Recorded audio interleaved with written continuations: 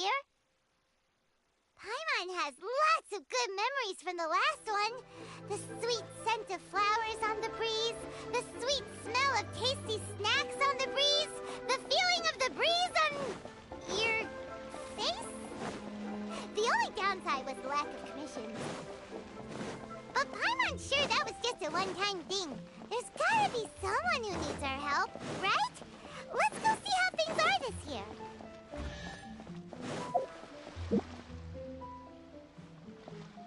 Once, there was a glorious kingdom established among the heavens.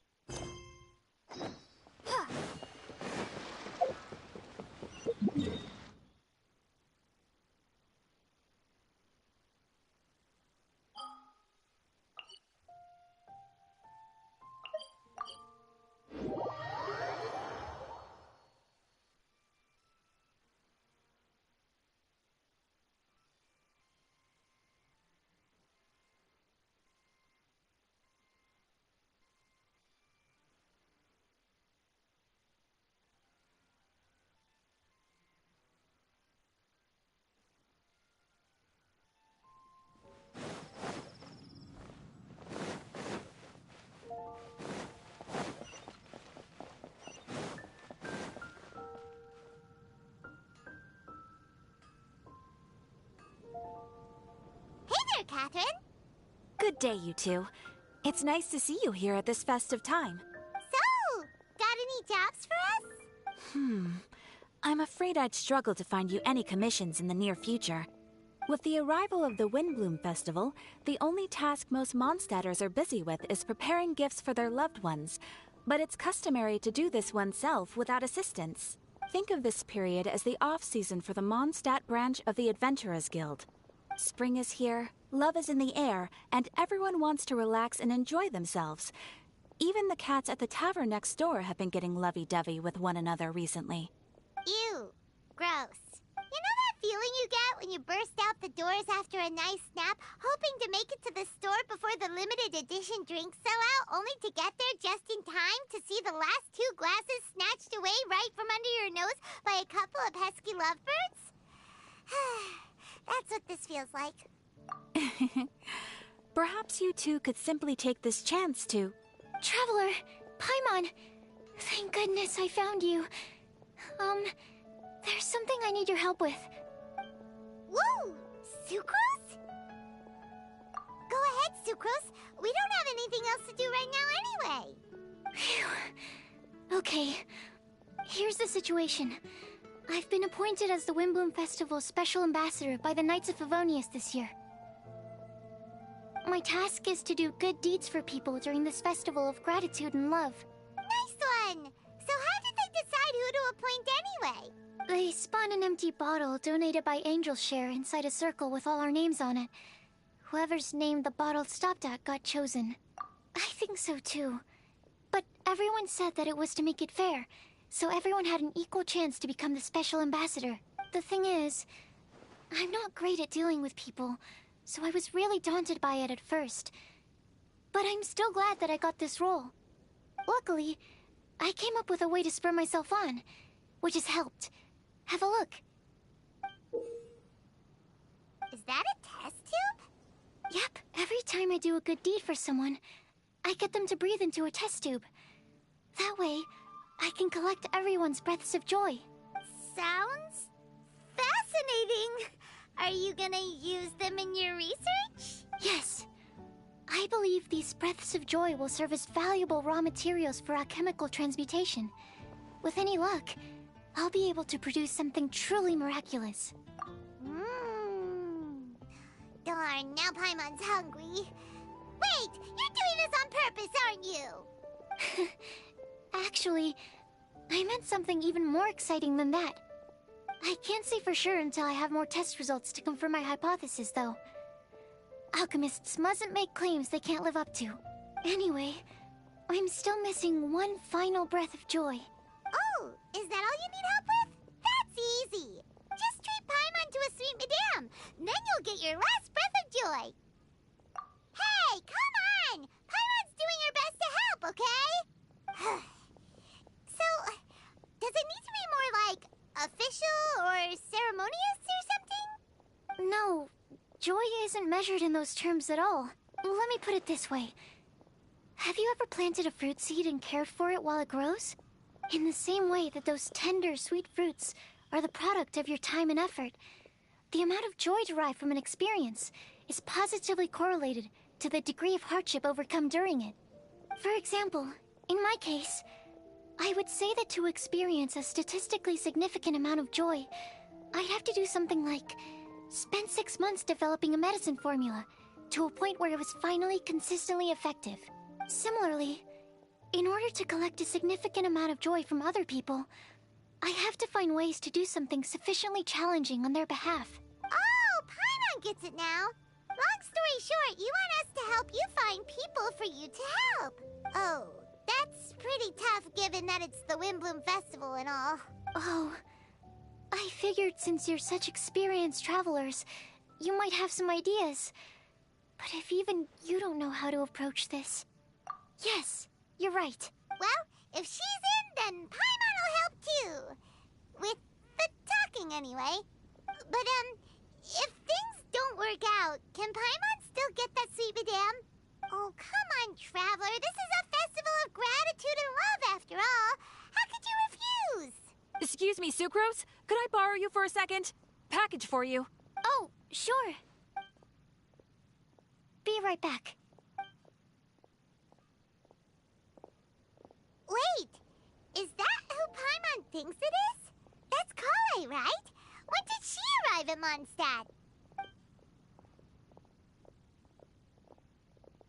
Let's go say hi!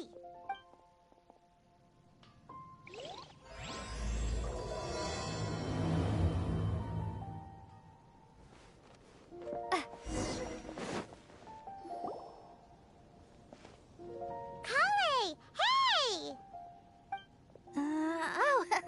Hey, you guys. What are the chances? You were staring into space just now. Something the matter? No, don't worry. I'm fine.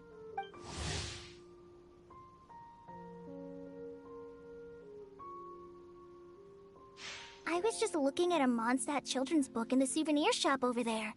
While I was flipping through it, a piece of paper fell out. The writing on it was really mysterious. Almost like a prophecy. If you can do these things, you may light the lantern of utmost joy and receive a supreme blessing. And what does these things refer to? Find a flower that is not of this world. Find a guide who will never get lost. Find one who would never lie. Find a legend that never ends. So, 4 things in total. Here, have a look. I asked a lady who owns the store about it, but she said that she didn't know anything about any paper slips.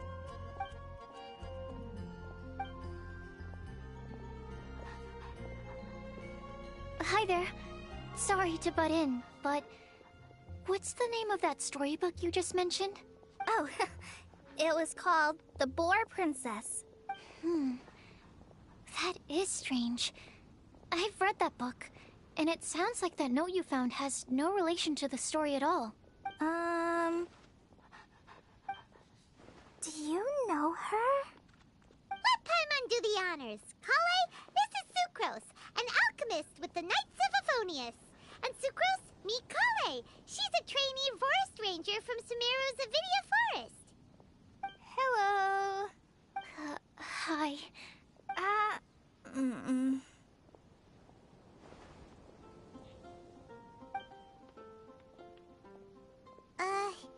This is getting awkward fast. They're both so shy. So, Sucrose, what are your thoughts on this prophecy? Could it be real?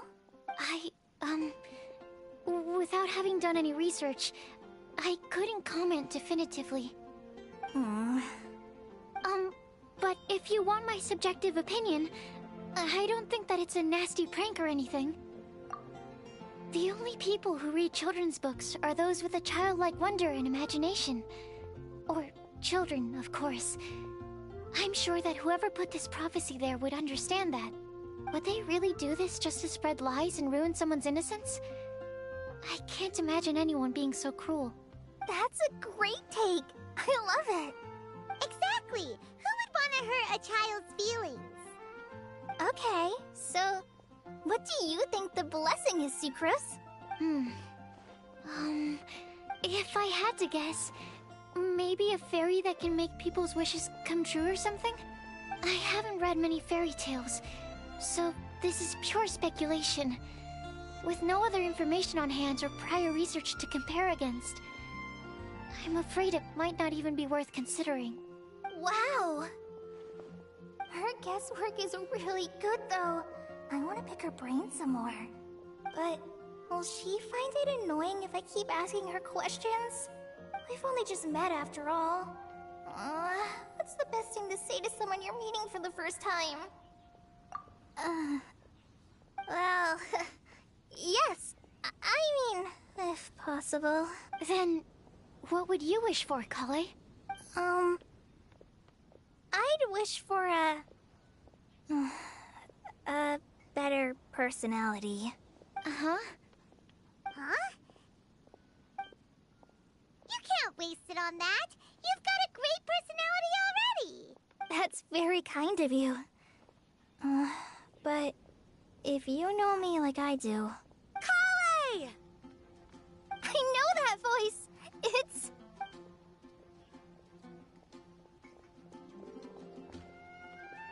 Kale! You made good time, huh? You're way earlier than I expected. I spotted your green hair way off in the distance. Good thing my eyes are sharp, or I'd have missed you. Amber! Have you been doing well? Did you finish all the pita pockets I brought you last time? You bet! They're getting yummier each time you make them. Huh? Wait, remind Paimon, have you been to Mondstadt before? A long time ago, I had a lot of help from a lot of people here in Mondstadt. So ever since my Alizar got better, I've been looking out for an opportunity to come back to Mondstadt and tell them all the news that I've been cured. Thanks. If it's okay with everyone, why don't I take Kale for a walk around town? I'd like to show her some of the places she didn't get to see last time. Of course. Fine by me. Sure, go right ahead.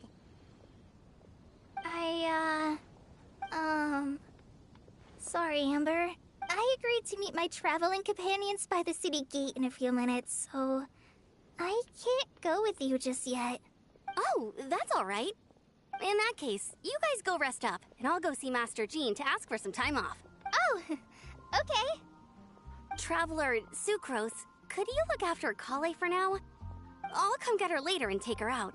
There's still a whole bunch of people I need to introduce her to. Sure, no problem. Awesome. See you later then.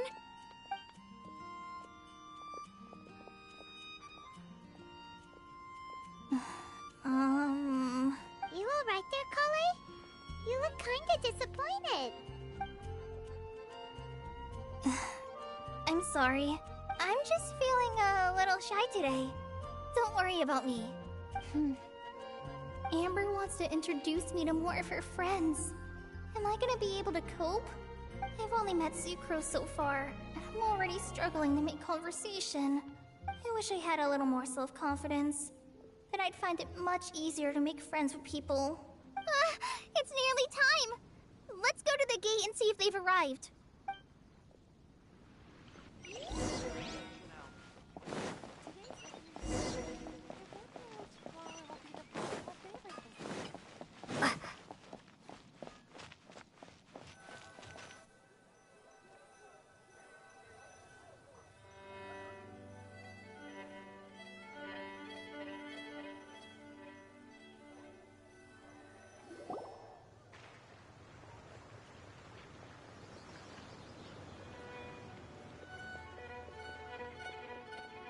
Why is this humble windmill such a great view? I mean, it's understandable. It must have been a long time since you last came to Mondstadt. Because it is the true Great Vayu Viastra?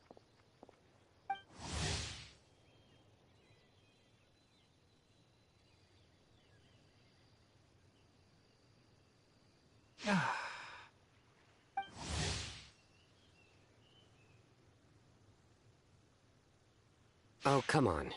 Don't tell me you don't get it.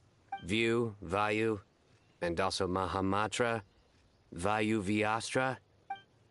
Kainari! Sino! Over here! Whew, am I glad to see you.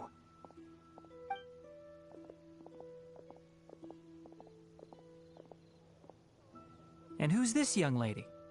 Master, this is Sucrose, an alchemist with the Knights of Favonius. We just met. Sucrose, this is my teacher Tainari. He's a highly respected forest watcher in Sumeru, and he's also a very famous botanist. Kale's exaggerating. I'm Tainari. Pleased to meet you. So you have a teacher as well. The pleasure is all mine, Tainari, sir. Yep, he's extremely knowledgeable too. And this is General Mahamatra Sino of the Sumeru Academia. He's really famous in Sumeru as well. Greetings. Though if I might say so, we're purely here for personal reasons. You needn't be unduly concerned with our official positions.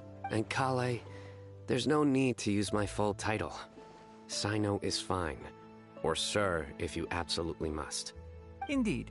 We're not here in an official capacity, just to keep Kale company on her vacation. Keep me company? But it was you two that insisted on coming. Kale is very important to us. We felt obliged to ensure her safety on the long, treacherous journey to Mondstadt. But I've been here on my own loads of times before. What about your work, though? What if something bad happens while the General Mahamatra's away? There should be no issues. I have left my duties in the hands of my subordinates, and two especially reliable helpers. Oh, Sucrose. What were you saying about you having a teacher as well? I was just going to mention that I think we're in a somewhat similar situation. I'm an assistant to Mr. Albedo, Mondstadt's genius alchemist.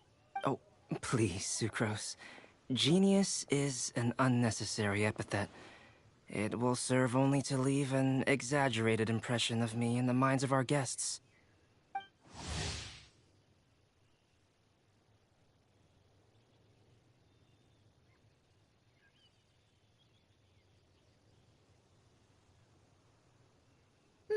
Mr. Albedo, but it is an objective truth. Hey, Albedo's here too! Great! The more the merrier!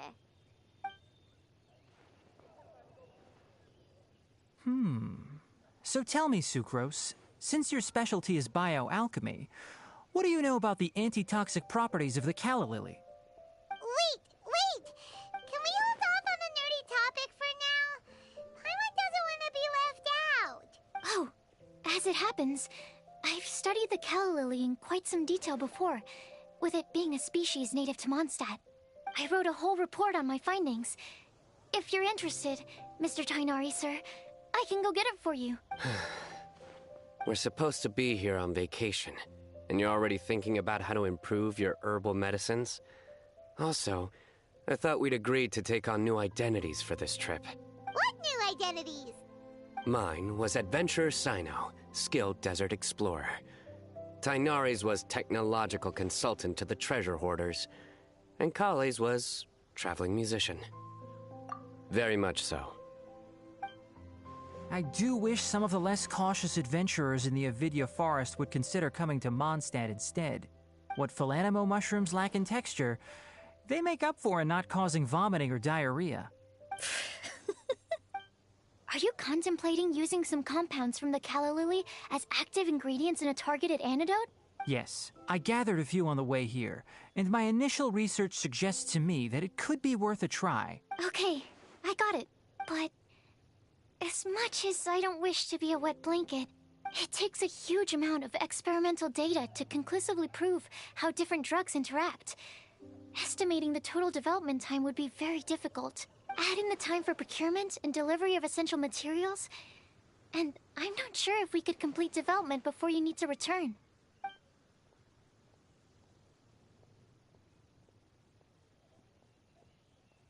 Then please, allow me to help. Mr. Albedo. Apologies for my tardy entrance in the present discussion. I understand you're looking to make an antidote for poisonous fungi, correct? If you happen to have some samples with you, or relevant documentation on hand, perhaps you might give me the chance to review them later. But before that, I invite the three of you to look at this.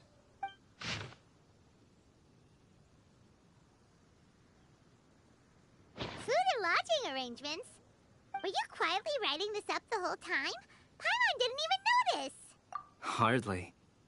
Rather, I should apologize for interrupting a serious discussion between trained professionals, especially after they've traveled so far to be here, when I myself am neither an adventurer, nor a technological consultant, nor a musician. Nevertheless, I would encourage you to have a knowledgeable local arrange your detailed itinerary while you're in Mondstadt. Take a look, and should you find anything here to be objectionable, it can easily be adjusted. This is too kind of you. These arrangements are quite excellent. It looks great! Even Paimon feels like tagging along for the food and board. Wait! Doesn't Paimon's opinion matter anymore? Paimon's technically a guest in Mondstadt too, you know! Very comprehensive. The adventurer, technological consultant, and musician all approve. Thank you. Just one thing. We'd like the chance to cook as well. Why don't we change the group dinner to a camping and cooking trip? I'll help pitch the tents. I can help too. And Paimon will take her to Good Hunter to order some starters.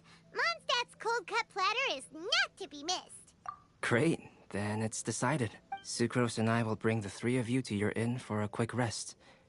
You two, let's meet by the lake this evening.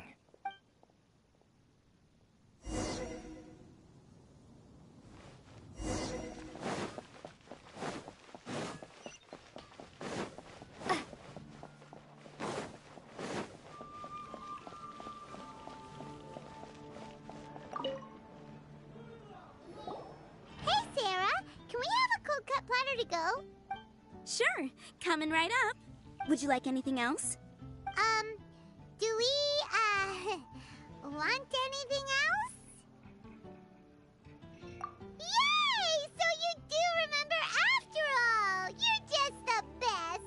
Paimon will give you the sweet flower from that sweet madame as a Windblume. No need to worry about that! Paimon can make room for good food. All right, just a moment. Oh, that was great. If that was a Windblume treat, then Paimon wishes it could be the Windblume Festival every day.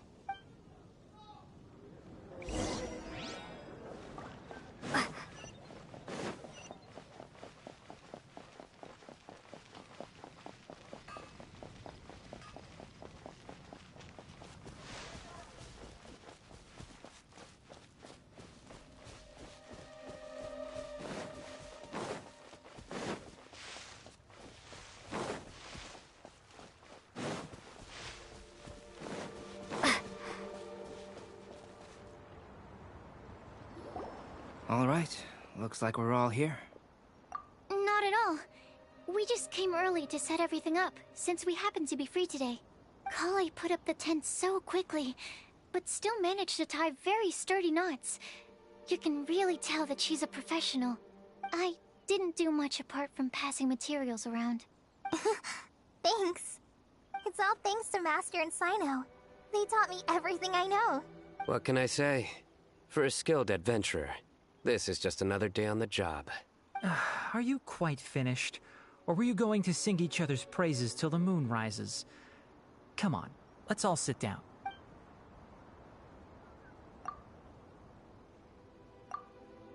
That sunshine sprat was really very good. I didn't watch you cook it, but I believe that the prominent umami flavor of the dish owes itself to more than the fish alone. That's correct. Any further deductions? Let me think. The aroma was quite uniform. Unlike that of a spice blend, it was also unfamiliar to me. So I would venture that it was a Mondstadt specialty. As far as edible Mondstadt plant species are concerned, calla lilies are usually used in soups. So if I had to guess, small lampgrass? That's right. I've long heard that Sumeru's fish with cream sauce is noted for its gentle texture, which brings out the tenderness of the fish. Here in Mondstadt, we're not quite as varied in the use of spices as in Sumeru, but the principle of bringing certain distinct flavors to the forefront through combinations of natural ingredients is very much the same. I liked it a lot. I'm curious as to the exact ratio of ingredients. I'll write a copy of the recipe for you. Would anyone like to try the nutrient-dense meal I made? I'll have some. What about you, Kale? It doesn't look like you've eaten very much. Is your appetite low at the moment? No. I just don't eat a lot normally.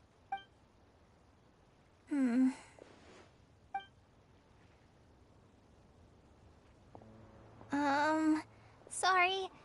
I didn't mean to make things awkward. Tighnari, while we were on the road, we spotted something white, walking on two legs. Was that Paimon? Which day was this? Just after passing through Stonegate. Sino, are you sure your eyes were working that day? Or maybe your hood was blocking your vision? Paimon always flies. There's no way she'd ever walk. Is that right? I thought that you'd made me snacked on too many local ground nuts.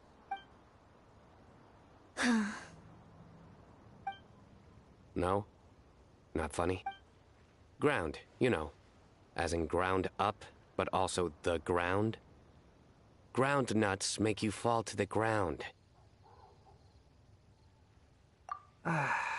Think of this as part of the process of getting to know Sino.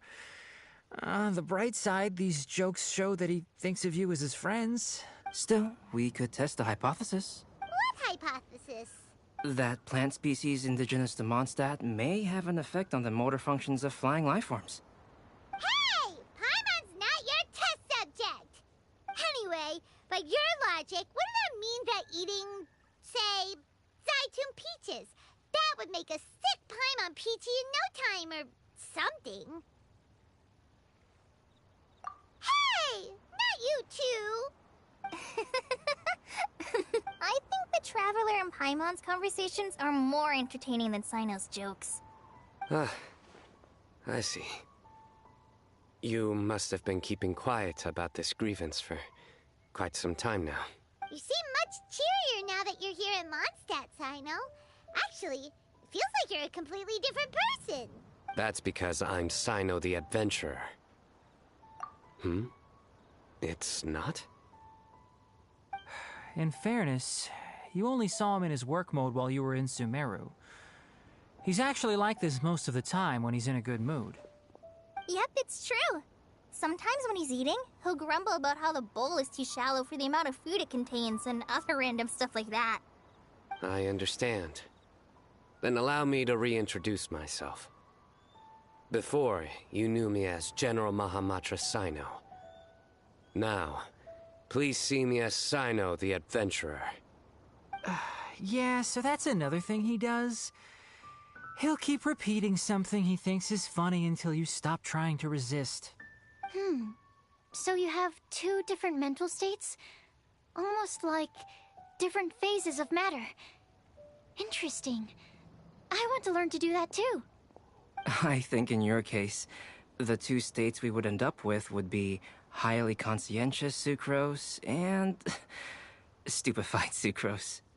Oh, by the way, was there any reason in particular that you chose Mondstadt as your destination on this occasion? Oh, well, Lisa once told me that the Windblume Festival is one of Mondstadt's biggest events of the year. I wanted to take this opportunity to give everyone a Windblume, as a token of my heartfelt gratitude for everything they've done to look after me. Plus, it was a good chance for Kale to get out and meet some new people. Kale Lily. What? Kale's Windblume. Maybe she should call it a Kale Lily. It sounds very Mondstadt. There's also Cauliflower, which would technically make more sense. But somehow, it doesn't sound as nice.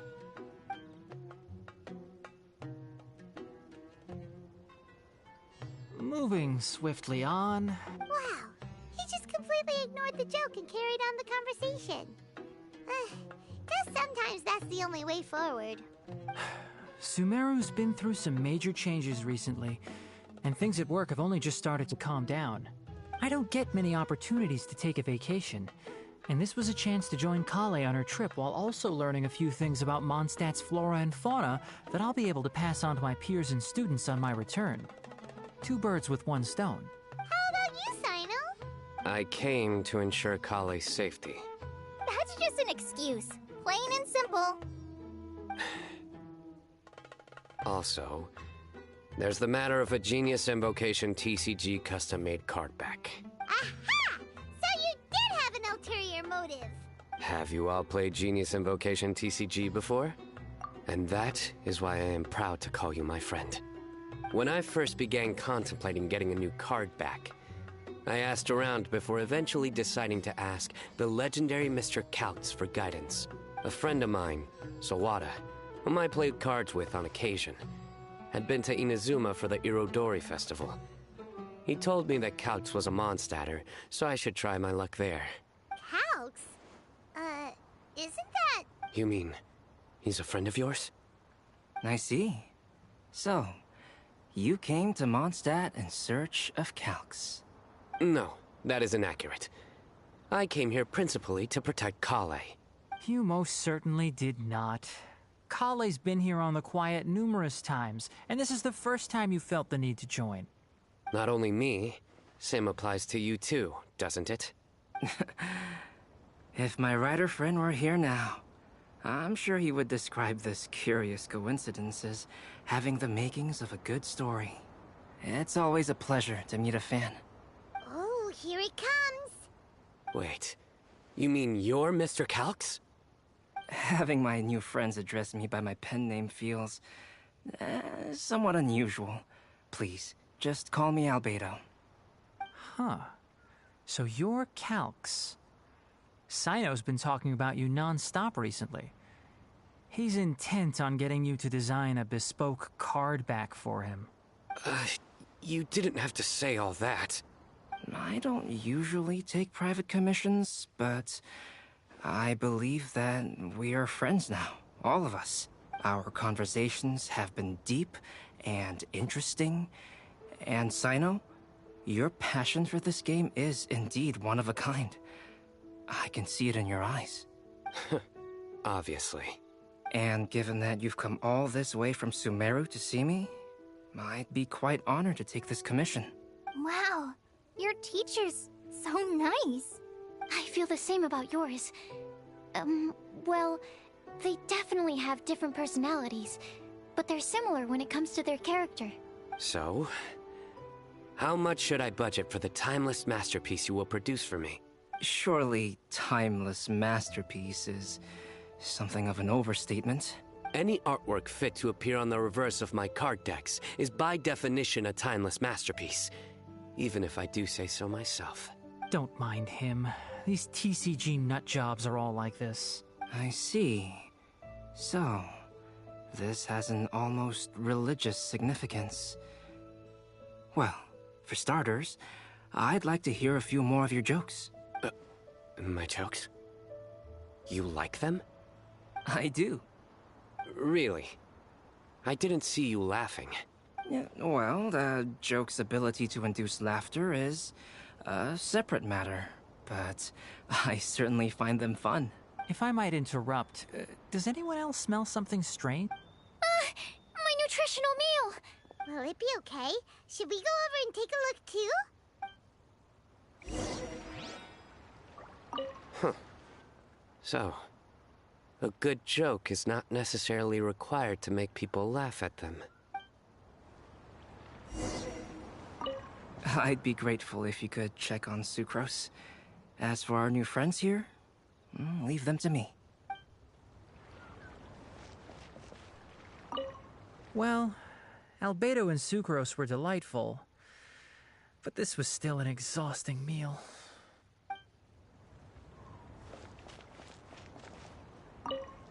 The cooking pot. Is everything okay?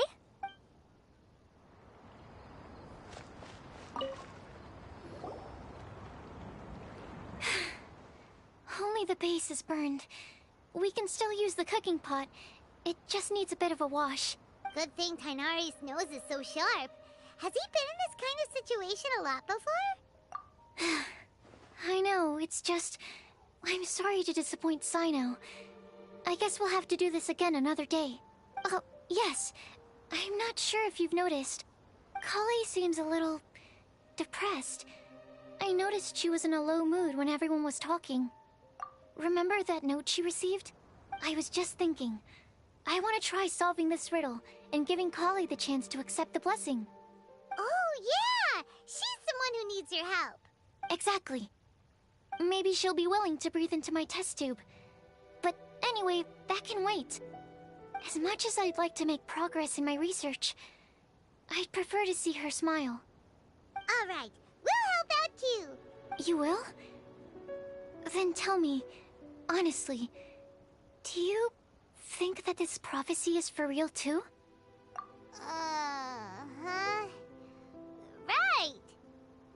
All right. Let's meet at the alchemy crafting bench in the city. I've got some thinking to do in the meantime. We're back. Oh, what a shame. You just missed a joke about windmills. Stop, please. I don't need to hear it a fifth time. That bad, huh? Well, now Paimon really wants to hear it for some reason. Didn't you say you want to see the Dragon of the East at some point? When are you going? Tomorrow morning. And you? What are your plans? I'll go into the mountains to have a stroll and collect a few plants as samples. Oh, perhaps I could join you? I'll be looking for inspiration for these card back illustrations. Found you! I knew I was onto something as soon as I saw the fire. Wow, you have really sharp eyes. That's an outrider for you. Uh-oh. Did we break the fire safety rules or something? Actually, you didn't. Strictly speaking, you should have reported your plans first. But since two of our very own alchemists are here, I'm happy to look the other way. Ah, yes, introductions. I'm Amber, and this is the Reconnaissance Company Captain Eula, a good friend of mine. Good evening. You are friends of Kale, yes? A pleasure to meet you.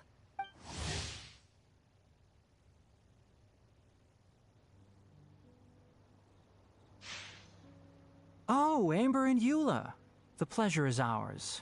I've heard a lot about both of you from Kale. Oh, really? All positive, I hope. You asked that last time too. Of course it was positive. I'd say. We hear the latest news about you every time you write to Kale. Glad to know we've made a good impression so far. Anyway, we're just here to collect Kale, so don't let us interrupt your chat. Come on, Kale. We're gonna take you to check out a few scenic spots. Okay, great.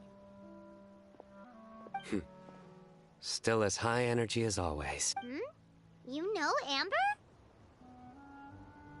Yes, we've met. She's Kale's most important friend.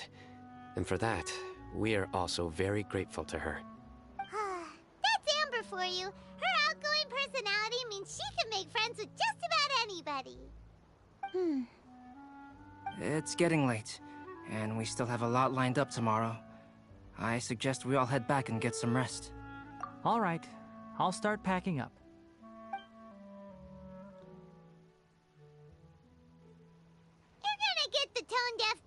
check out that note, aren't you? Guess Paimon knows you pretty well, huh? Knowing him, he should be hitting the taverns around this time. We can go corner him and make him answer our questions. Let's move!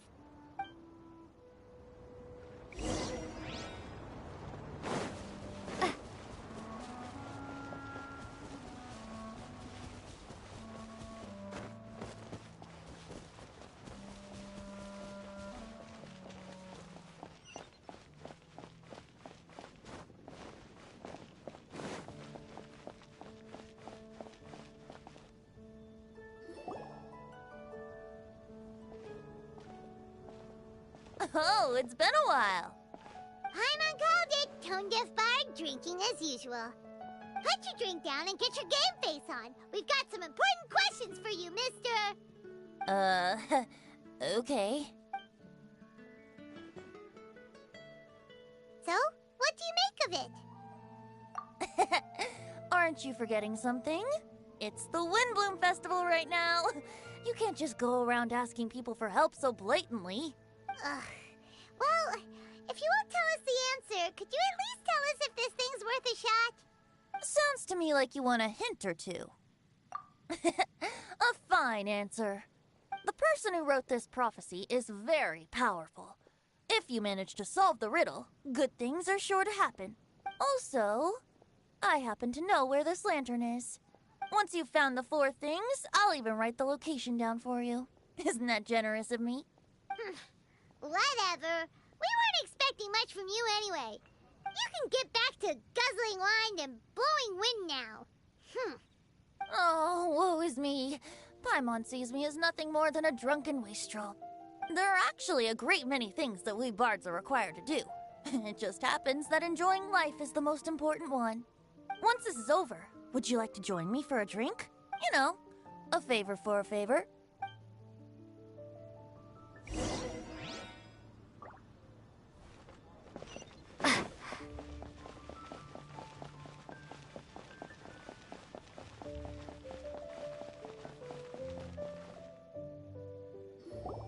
A flower that is not of this world. Not of this world. Sucrose! We've got some good news and some bad news. Which would you like to hear first? Let's have the bad news first, I guess. Huh? Really? Don't most people usually want to hear the good stuff first? Oh, all right then. Basically, we went to Windrise to divine the breeze. The wind said that the prophecy is real and that your idea is a really good one. That doesn't sound like bad news. So what's the real bad news then? Paimon ate the bad news!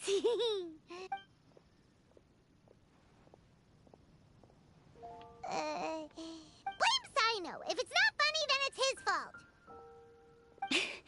It's fine. Well, that puts my mind at rest. Now, back to the other issue I've been mulling over. I was thinking about the flower that is not of this world. It could mean a human-cultivated variety that doesn't occur in nature.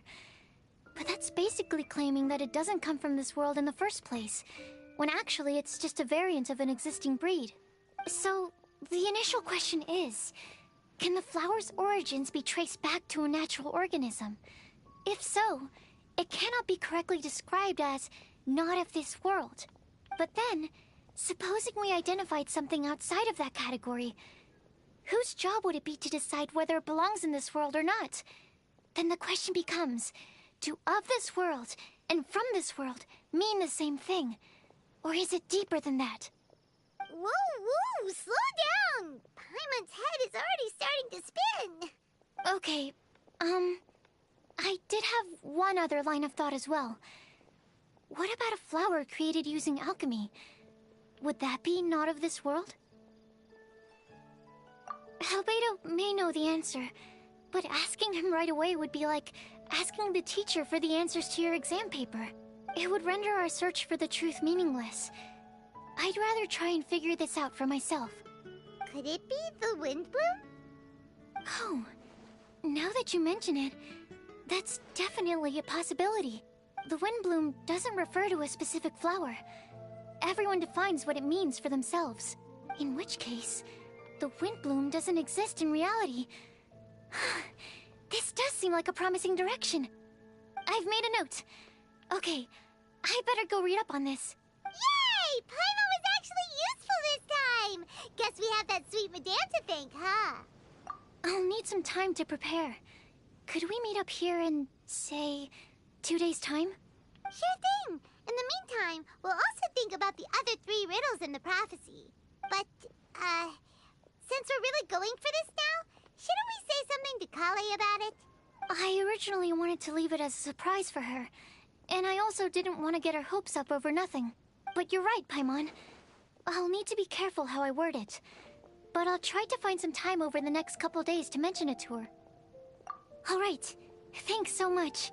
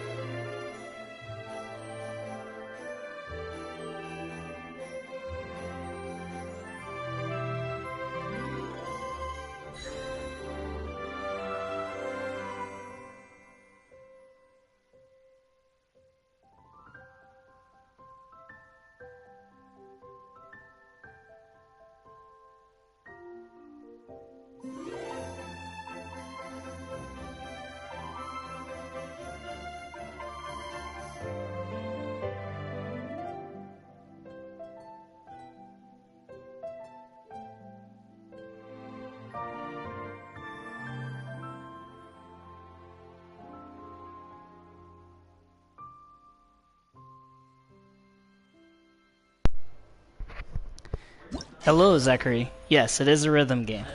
They made a they made a rhythm game for the current event that's going on.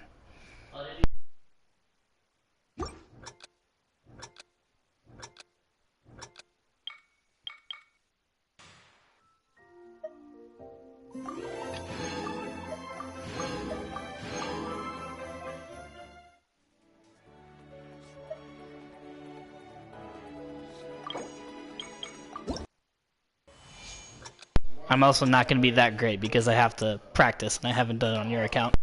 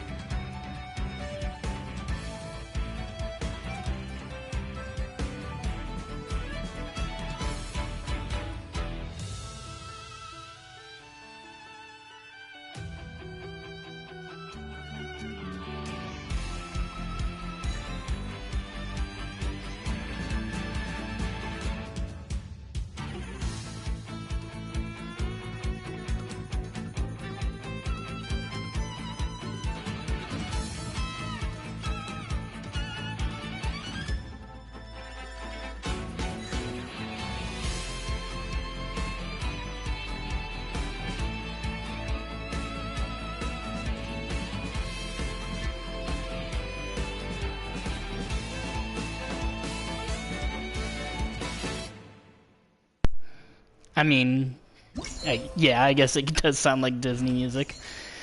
But it sounds like Disney music because the character that it is the Venti, which, if you look online, there's a reason why it sounds like Disney music.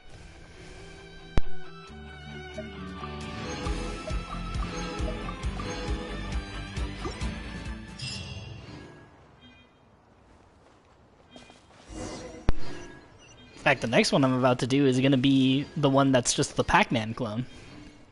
Yes, it could be in Frozen.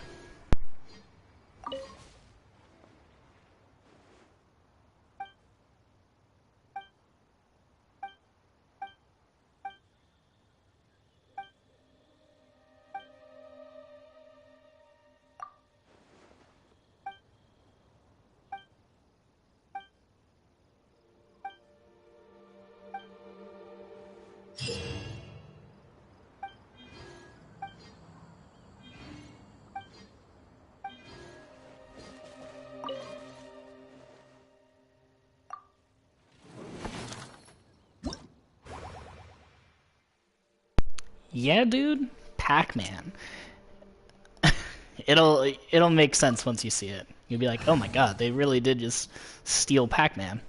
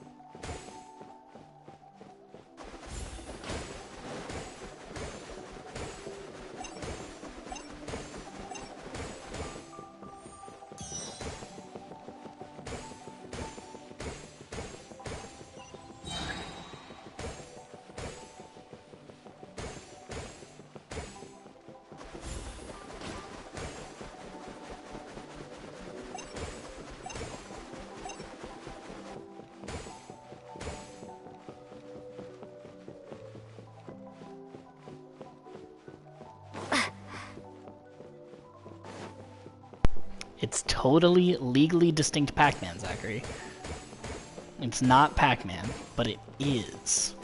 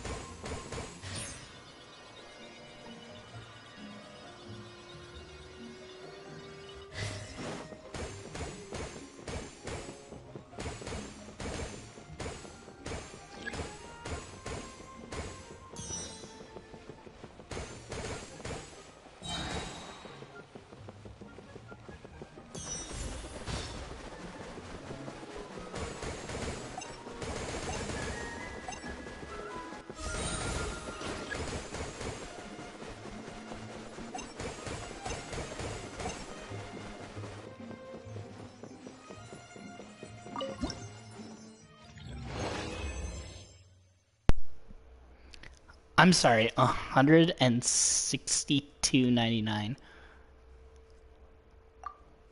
Did you accidentally try and buy? Where were you buying it that it was so much, Zachary?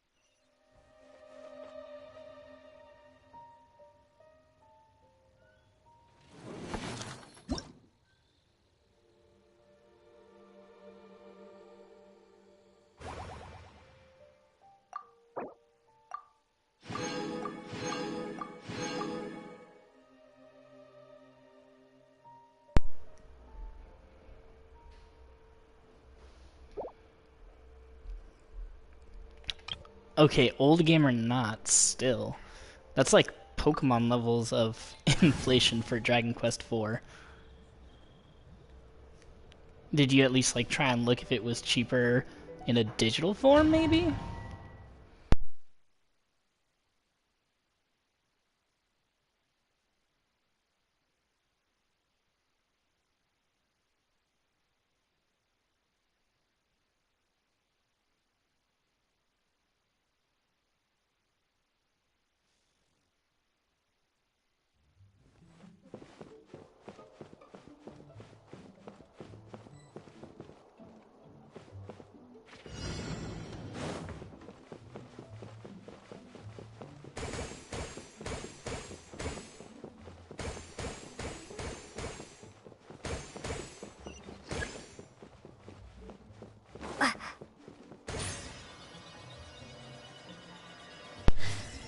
Okay, so what's the problem with buying it on your phone then? Because that's quite a hefty price difference. So what, do you just want the original copy, I'm assuming?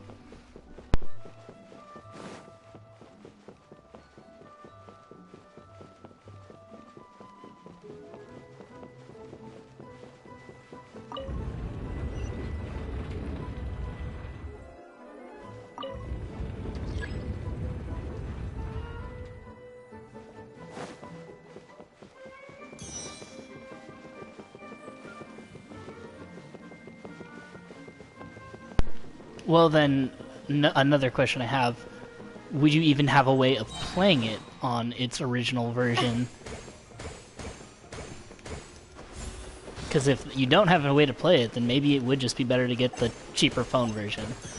You can always just become a collector at a later point when you actually have the means to spend that much money.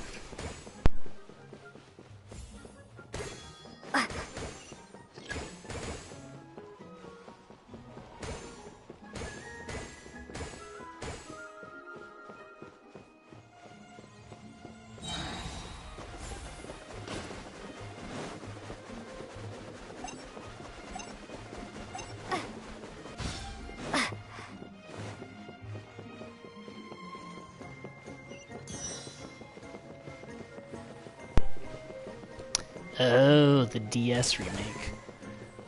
Dang. That's insane to me that it costs that much, but it doesn't strike me as odd, especially since they're getting rid of a lot of the DS stuff. By that same token, have you already got everything you need off of the old DS store before it goes away?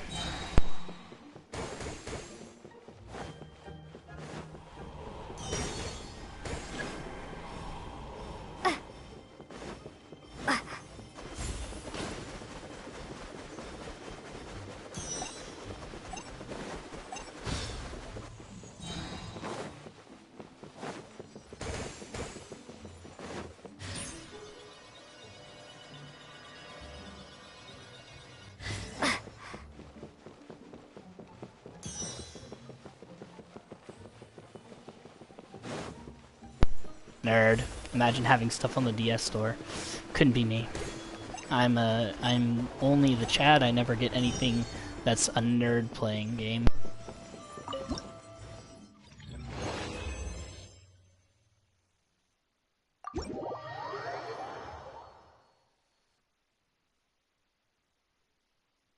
Also, me streaming, leveling up your profile and doing events doesn't count, and neither does my main account of Genshin, so you can't use that as a thing to call me a nerd.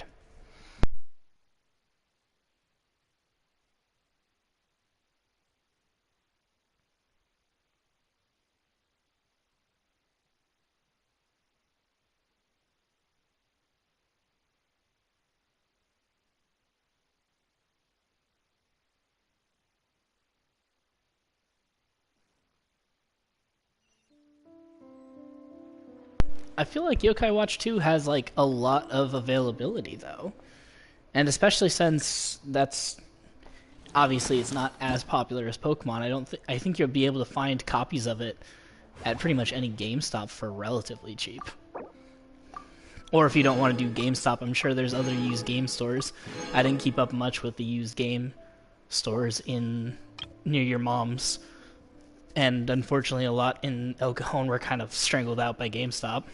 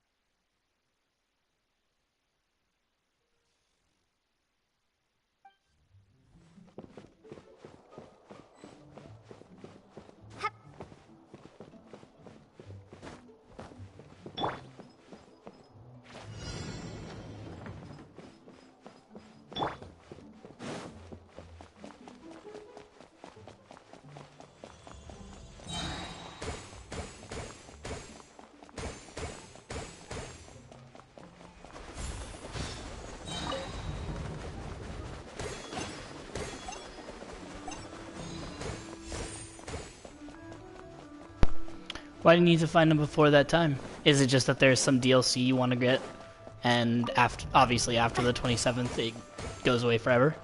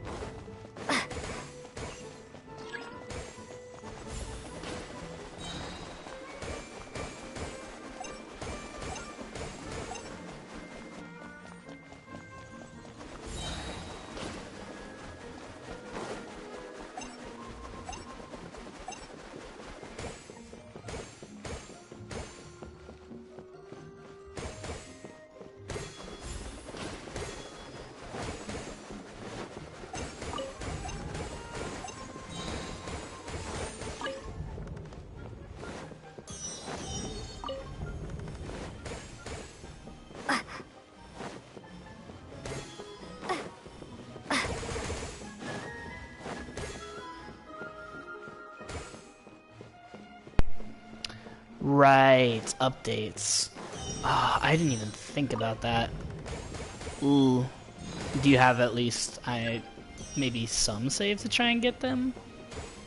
Because otherwise you're then going to have to do what most people are going to do, which is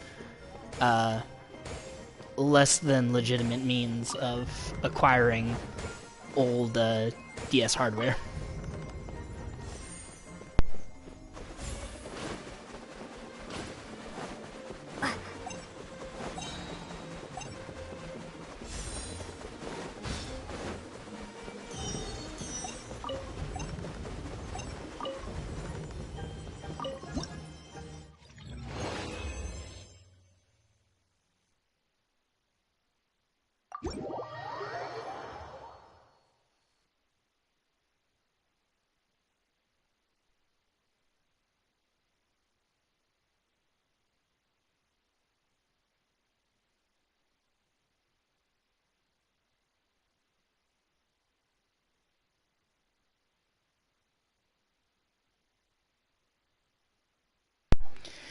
I get you have no problem. No, you don't. You don't mod your DS. Remember, it's Nintendo you're talking about. You legally acquire it through a third-party software developer.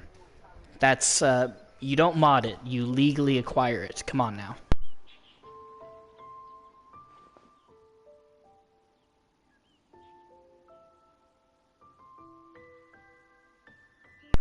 But you also might be able to. I mean, I don't know how easy it is, but if you look online, I'm sure you can find ways to download updates for certain video games without having the actual physical copy on hand. Maybe look into that, if anything.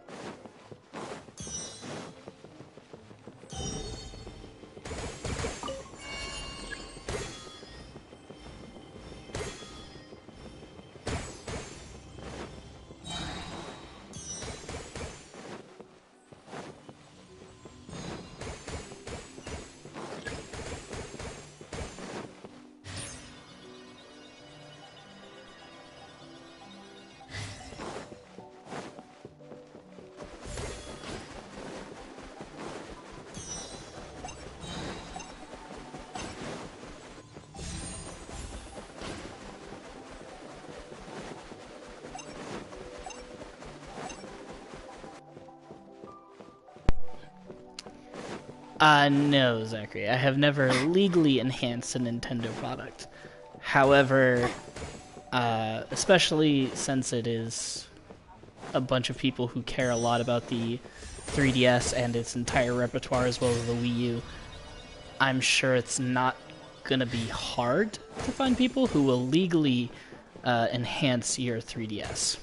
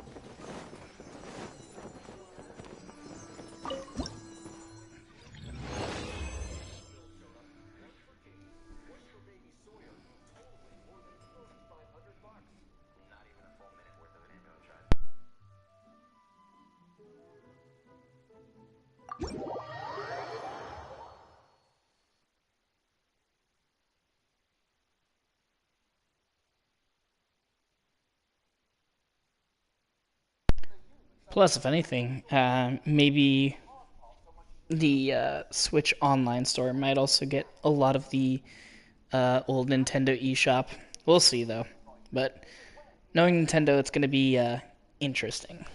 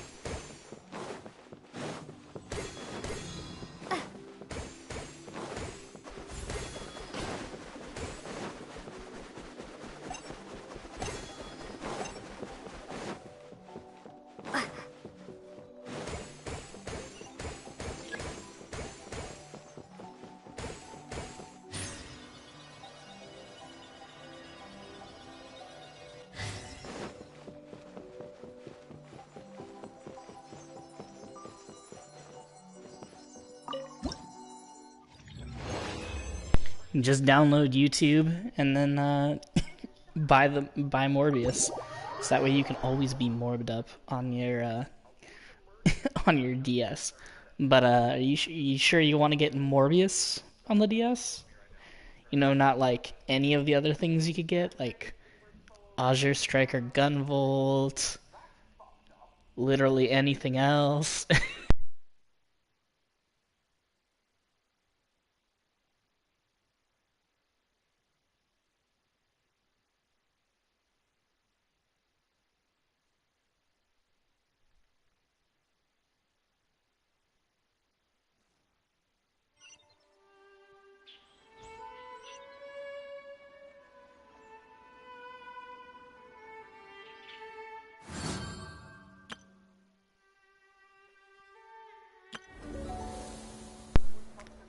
Amogus, yeah, see? See, you know, get Amogus. Get sus, all the fun stuff. Come on now.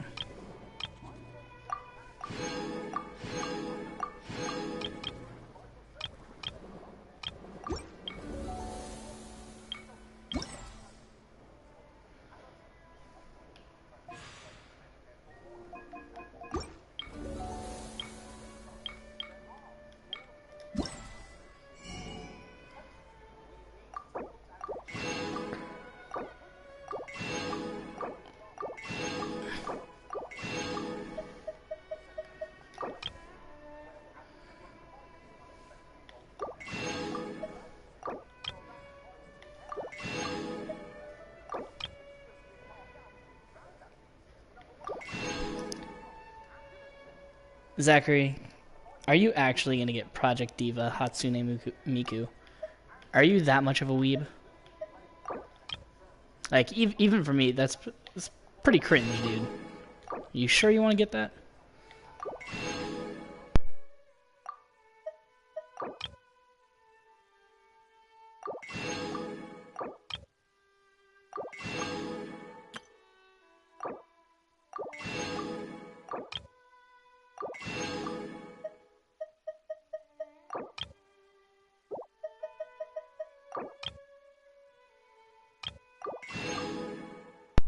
Nah, I knew you were trolling, but still, the idea that you would legitimately get Hatsune Miku is pretty funny, especially when you could get Metal Gear Solid 3 for your DS. Come on now.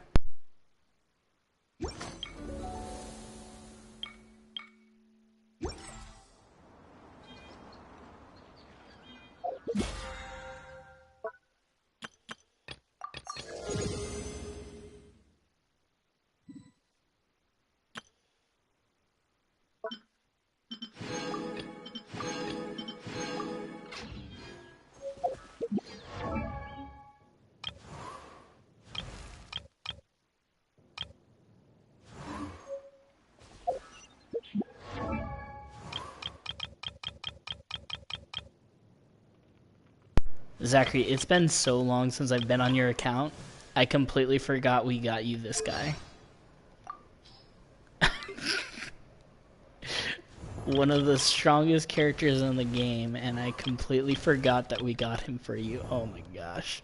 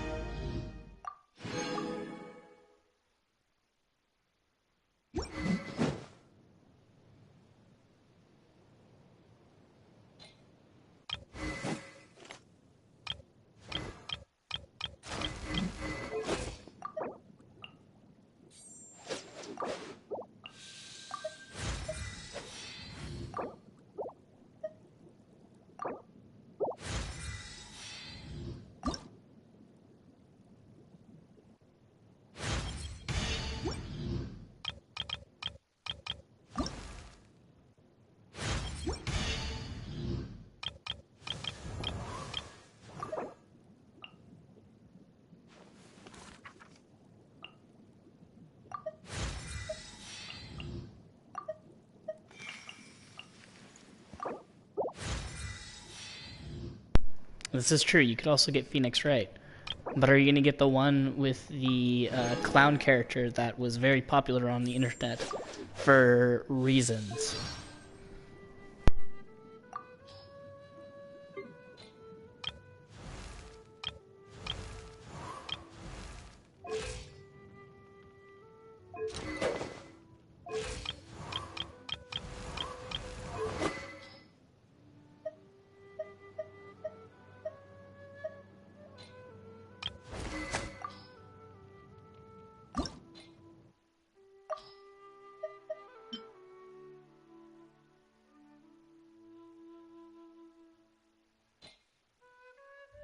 I'm more worried that you came at me with the honk honk than anything, because that means you know the character, Zachary.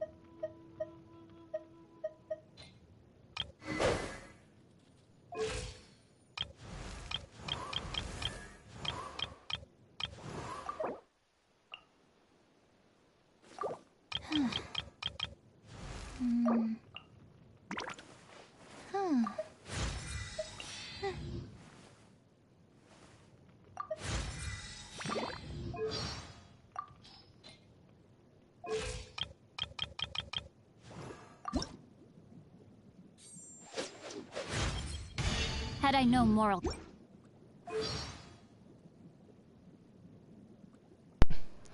Objection hearsay. You know what? That is fair. Objection hearsay. However, I would say it's more leading the witness. Hearsay implies that it is something that doesn't have provable fact.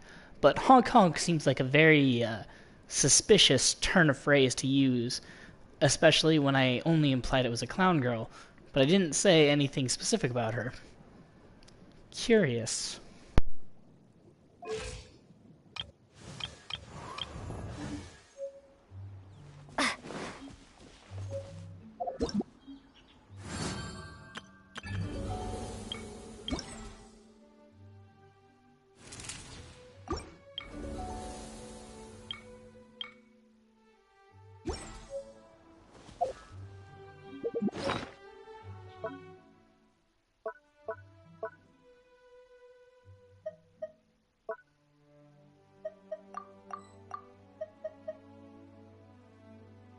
You know, fair clowns do go honk, but why is that the thing you jump to there, Chief? Suspicious.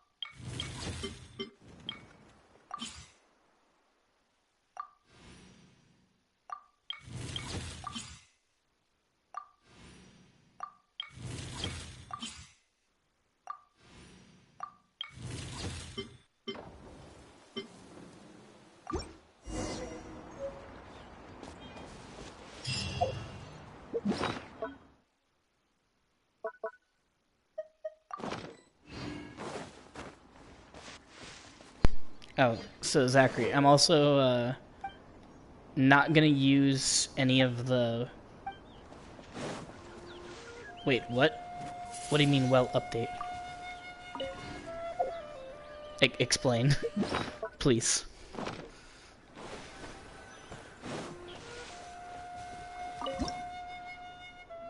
Autopsy report. Okay.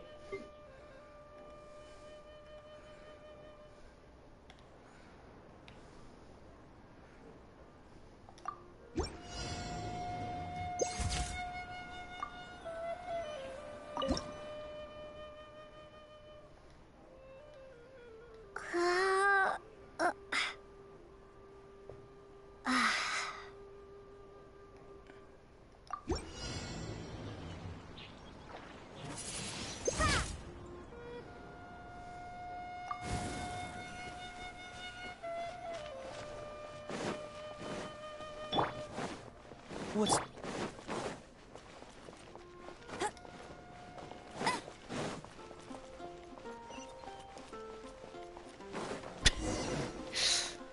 Nah, if you're gonna do an Edgeworth reference, come on, you gotta do his best one. It makes no difference whether you live or die, or whatever it was. I need to brush up on my Edgeworth references, come on now.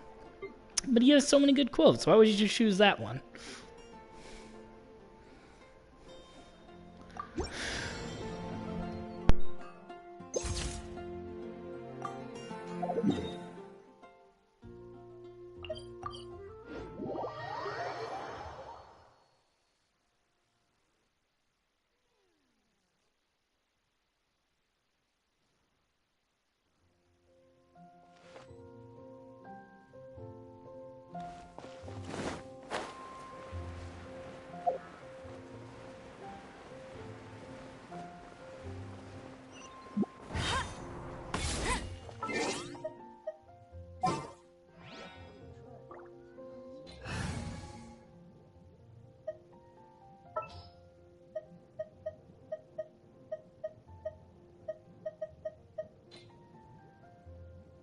Gonna be epic.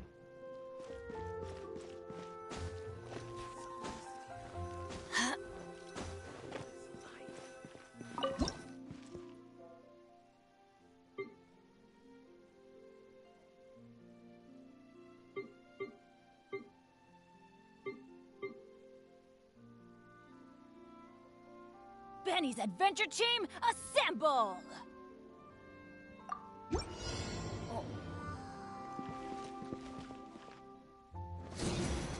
Take cover!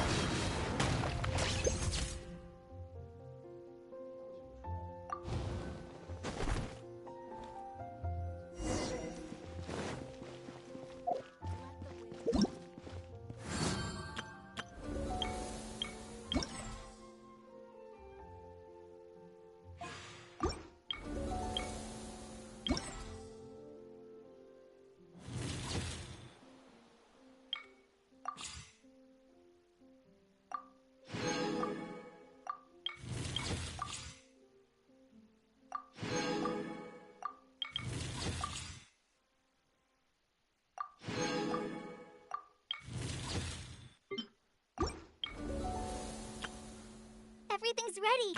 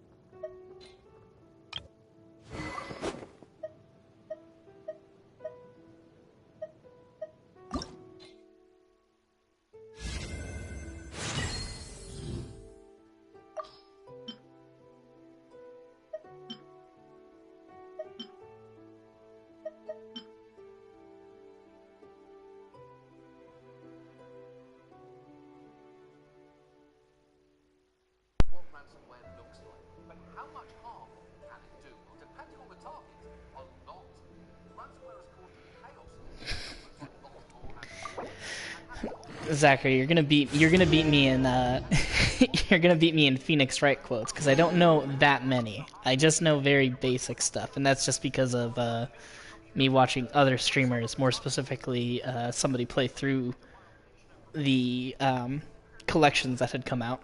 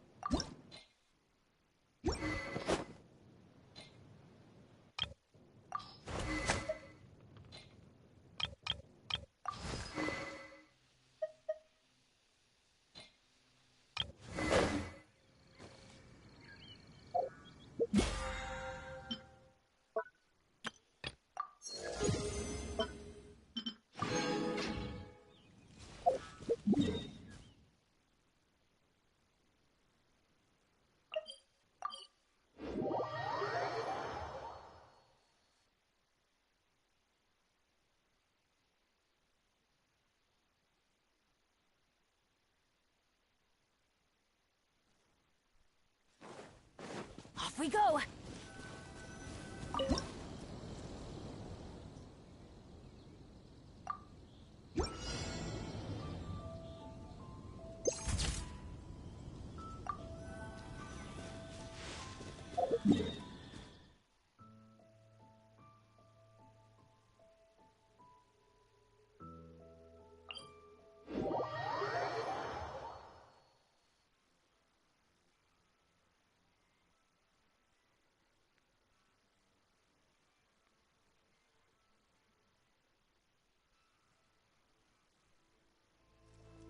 Adventure time!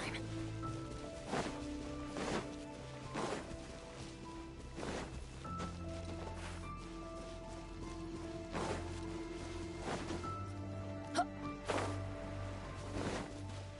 Off we go!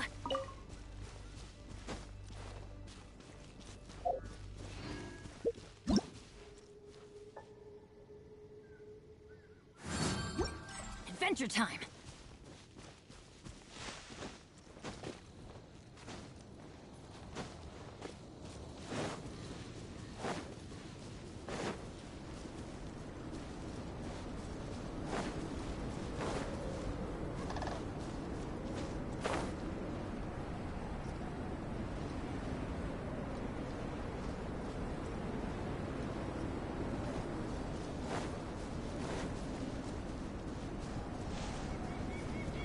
Off we go!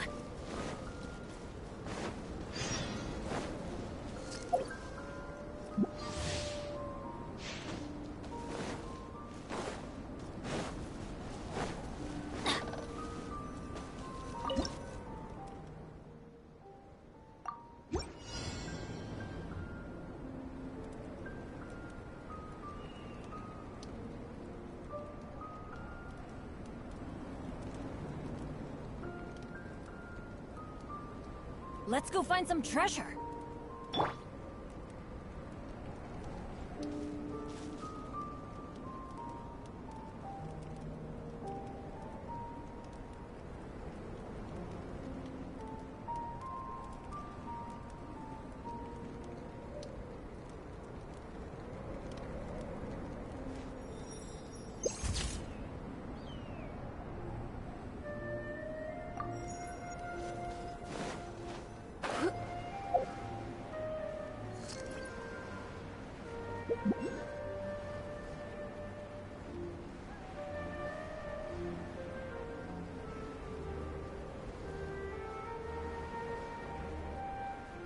Right.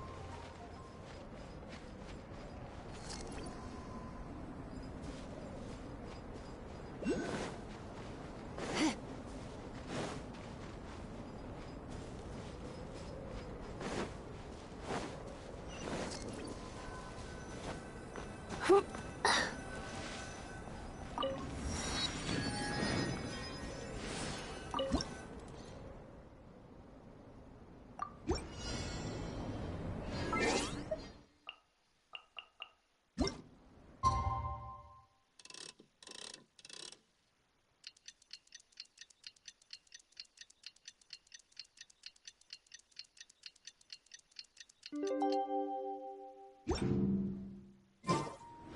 the day! Let's go meet up with Sucrose.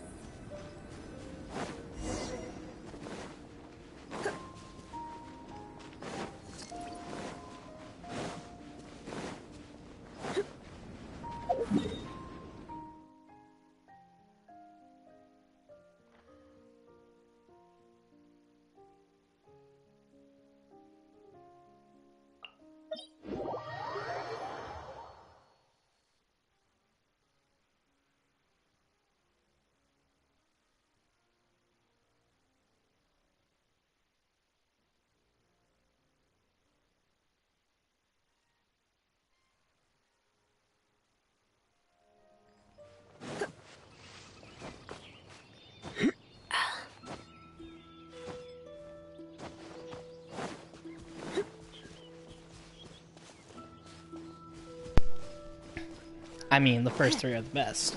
But you're telling me you don't like Apollo Justice? You don't like Edgeworth's game? Fake fan. Everybody loves Edgeworth's game. He's the best character. So how dare you, Zachary? How dare you?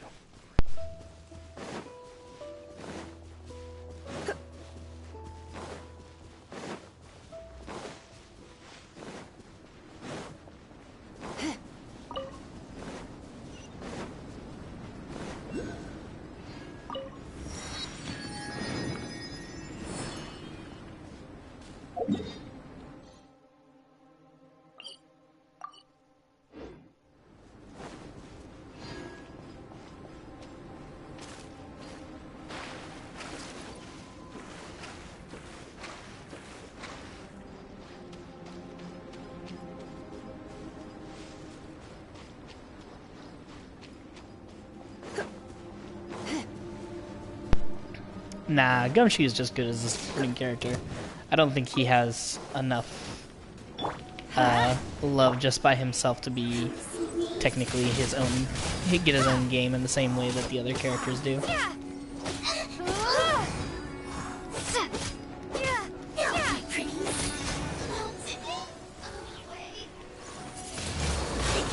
Windblade! Prepare to be blown away!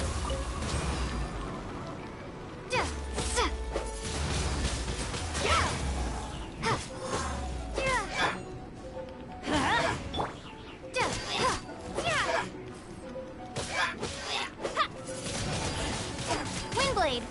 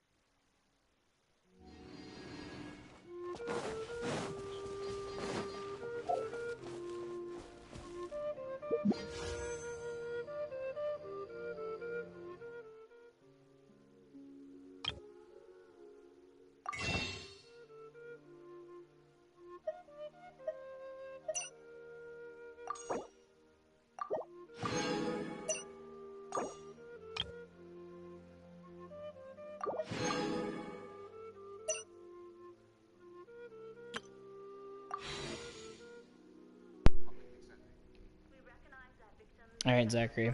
We're gonna wish on this character. Hopefully we don't get him, but if we do,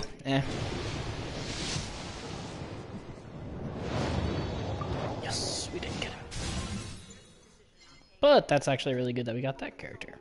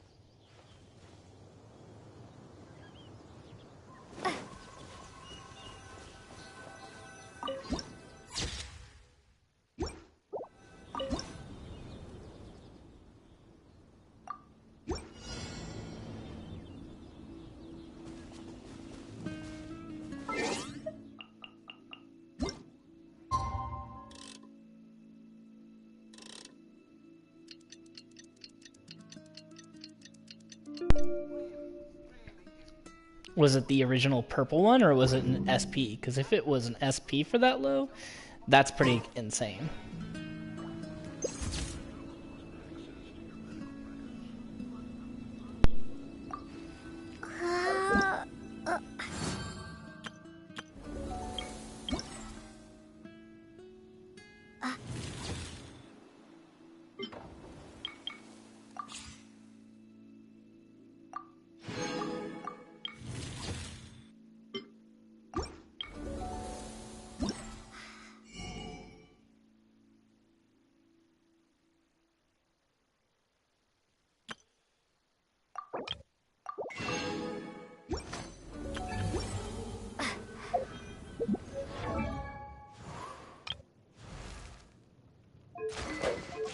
Benny's adventure team, assemble!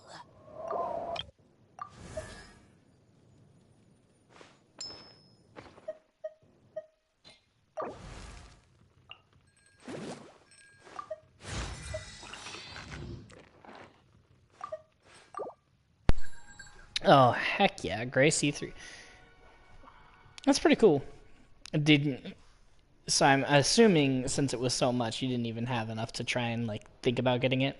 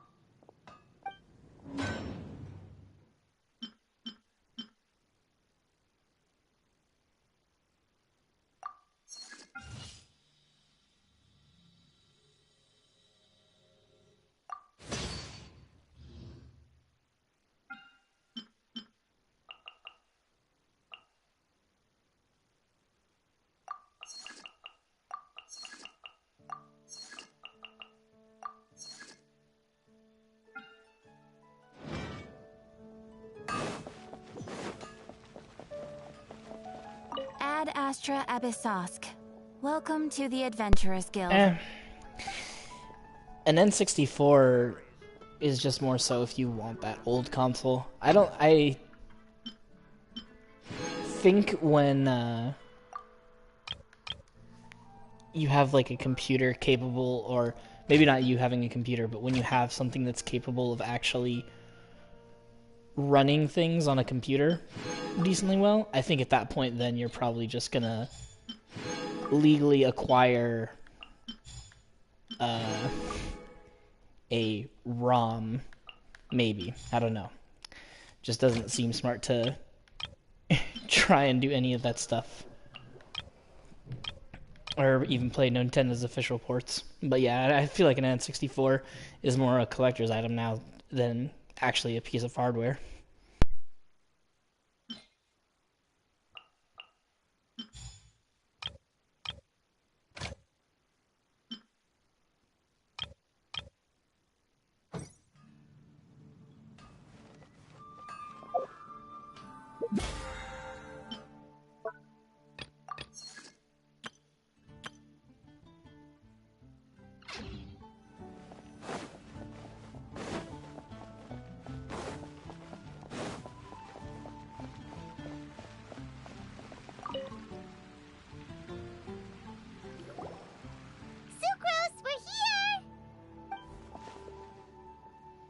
Traveler, Paimon.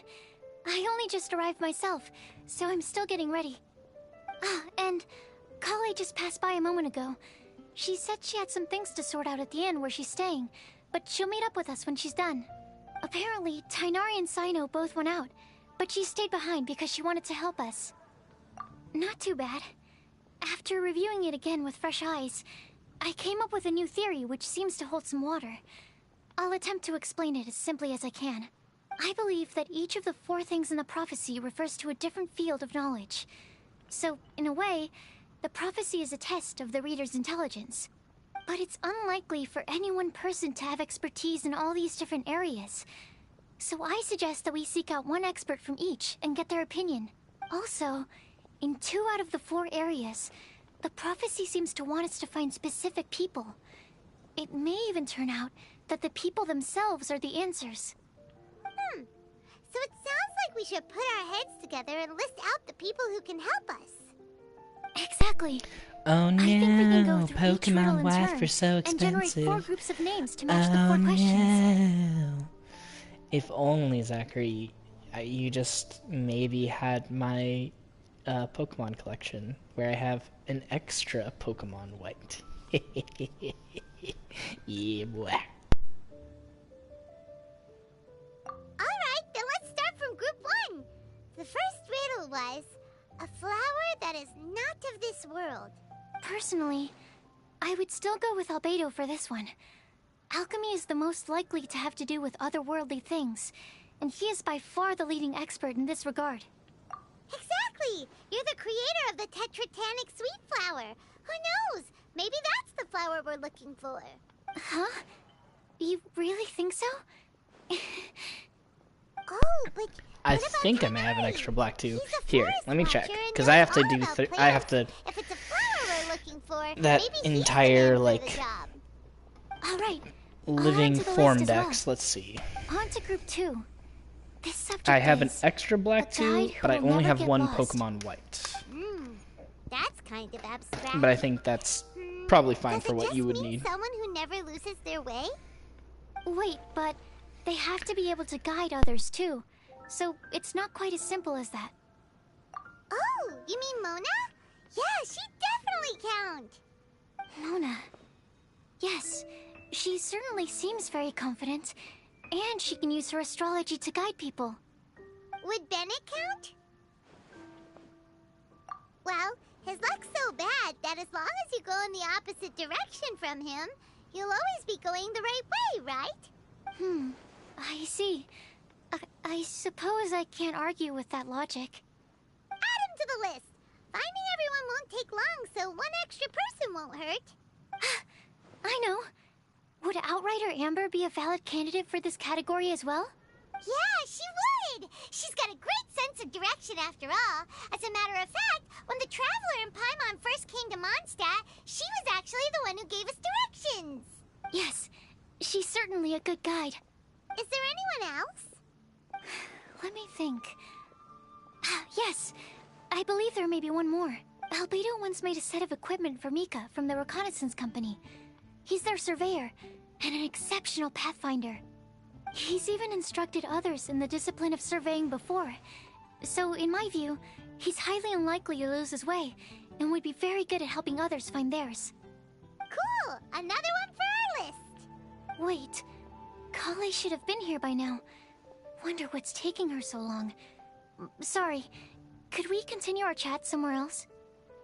Oh, you wanna go see how she's doing, right? Sure, let's all go.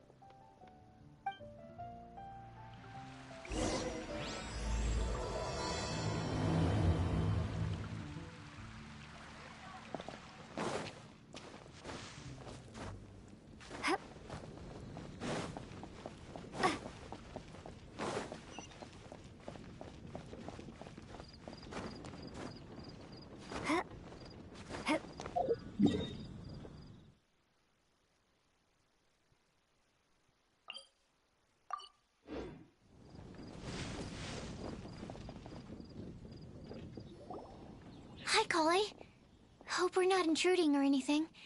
Is everything okay? Sucrose! I was preparing some stuff. Is it time already? Oh no, I'm sorry. Don't worry. The Traveler and I only just met up. We were just worried that you might get lost along the way, so we thought that we'd come get you. Thank you. I'm ready to join you now. How's that thing going? So let's pick up where we left off. Next up is the third line. One who would never lie. You really think so? Seems like it would be pretty difficult for someone in his position to avoid having to lie. Then what about Kaya? He's the cavalry captain and a rather popular figure, but... You think there's something fishy about him too, huh? Yeah, he's definitely a sneaky one. Bet he lies all the time. I can't help but agree with you there. There's the tone-deaf bard. But on second thought, he wouldn't qualify either. He talks way too much nonsense. Is there anyone else we're missing? Acting Grandmaster Jean? She has a good name in that regard. But, for example, when Lisa loses track of time in the library and misses her patrol shift, Jean will come up with some excuse, like Lisa's ill today. Also, she sometimes makes up stories to get Klee to behave. Like the one about the big monster that comes to catch naughty kids who don't go to bed on time. Do you think that rules her out? White lies are still lies, but do we really have to reject her because of some harmless fibs? It's not like she had evil intentions. No, we're the ones being strict. Rosaria doesn't strike me as the type of person to lie. Oh, Kale, you probably haven't met her yet, have you?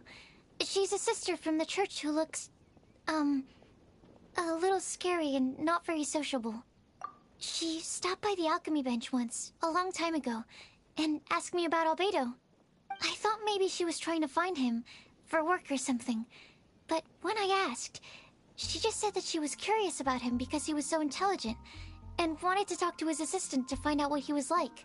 A lot of people might have given a more tactful justification, but I could see in her face that she wasn't trying to hide anything. She was just very direct and straightforward. That's why I don't think of her as the lying type. Rosaria doesn't look like the sort of person you'd want to get into a fight with. Maybe she just fights her way out of situations that some people might lie to get out of. I can definitely see that. I've also heard the other sisters say that Rosaria doesn't even make excuses when she skips choir. She just doesn't show up. She's a tough cookie, huh? Let's put her name down. In that case, I think Sino fits in this list too. True. Lying's probably more trouble than it's worth for someone like him. Kinda like with Rosaria. Oh, and Paimon also nominates nice razor. Bet he couldn't lie to save his life. I've also got someone else in mind. Noelle, the trainee knight. She's a very honest person. I don't think she'd tell a lie. Alrighty, write her name down too. Wait, there's one more person. You know, our long-standing staffer at the alchemy bench. Huh? You mean Timaeus? Yes, him. Truth be told, he's been love-struck recently. He swore that he wouldn't say a dishonest word or slack off until he succeeds in getting the woman he loves. Timaeus has a crush? Yes, that's right. Well, who is it? Do you know her? I've never met her. All I know is that she's from Liyue. Timaeus says that she's fun, has a great personality, and is very, very good looking. Since we're on the topic, helping Timaeus win the lady of his dreams was also one of my goals for this Windblume festival. But how can we help with that? I don't know. Make sure he uses nice paper and a fancy envelope when he sends letters to her. Help him pick a nice gift and wrap it properly. That sort of thing. Yeah. I had the same situation once in the Avidia Forest. I helped another forest ranger out by delivering a love letter to the coworker she likes. Yep, that sort of thing exactly. Oh, also, I helped him with some of the groundwork for one of his research projects. He must have appreciated it, because he gave me a refrigeration device that he's been developing as a thank you gift. Is it any good? I mean, it looks nice. Sounds like a no. Alright, guess we'll put Loverboy down on the list then. Okay, so last of all, we have a legend that never ends. Anyone come to mind for this particular line? Lisa, perhaps? A librarian understands books best, and aren't most legends written down somewhere? When I think about legends, fairy tales and picture books come to mind. Maybe Kale. She read a lot of fairy tales when Tainari was teaching her to read. Oh, do I count? Of course you do. I'll put you on the list. I prefer to read things like an illustrated analysis of alchemical substances and their uses, the fascinating principles of crafting, and hypotheses of life. Point taken. Paimon didn't quite understand any of those. Klee might be a good choice. Her mother, Alice, is a renowned traveling author, so I'll bet she's been exposed to all sorts of myths and legends. Alright then, Klee makes the short list. Well, that should just about do it. Next up, we should go and ask the people on the list about the prophecy. Do we have to ask absolutely everyone on the list? It seems like a lot of people. It is. So, I was thinking that perhaps we should split up. That might make our search more effective. Okie dokie. Also, I've thought of a method of gathering feedback. No problem. We can do that. You and the Traveler are practically joined at the hip, so you two can go together. I'll pair up with Kale. Capable Kale and sensible Sucrose. Sounds like a winning combination. Okay. I promise I'll help. Capable Kale. Ooh, Yeah, if you get a PS... I need to get a PS Vita, because PS Vitas are really easy to jailbreak, and if you jailbreak them, they are widely considered the best emulators that you can have, especially for a lot of old games.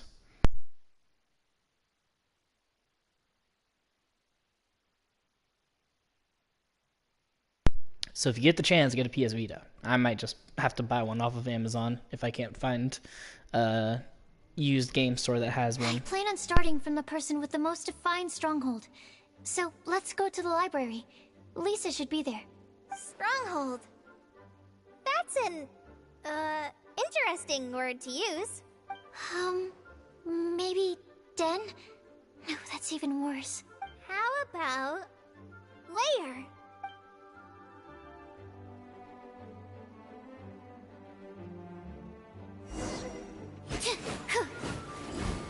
Animo test 6308.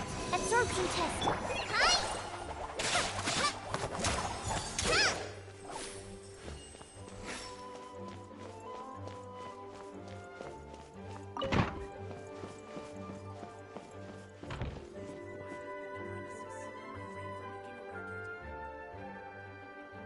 Here we are. Lisa's lair. Oh no. That was a bad word choice. Now Sucrose is using it. It's all my fault. Lisa, might I ask if... Huh?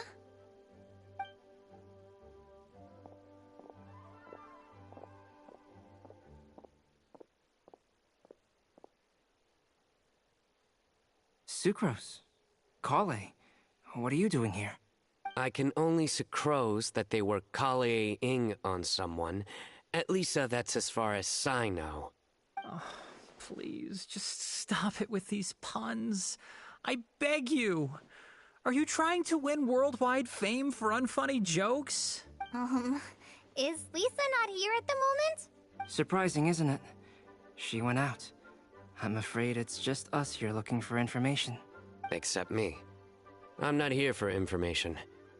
Like you, I came here for an abortive search for the librarian, who is also my academia senior. Oh, so you studied in the same darshan as Lisa?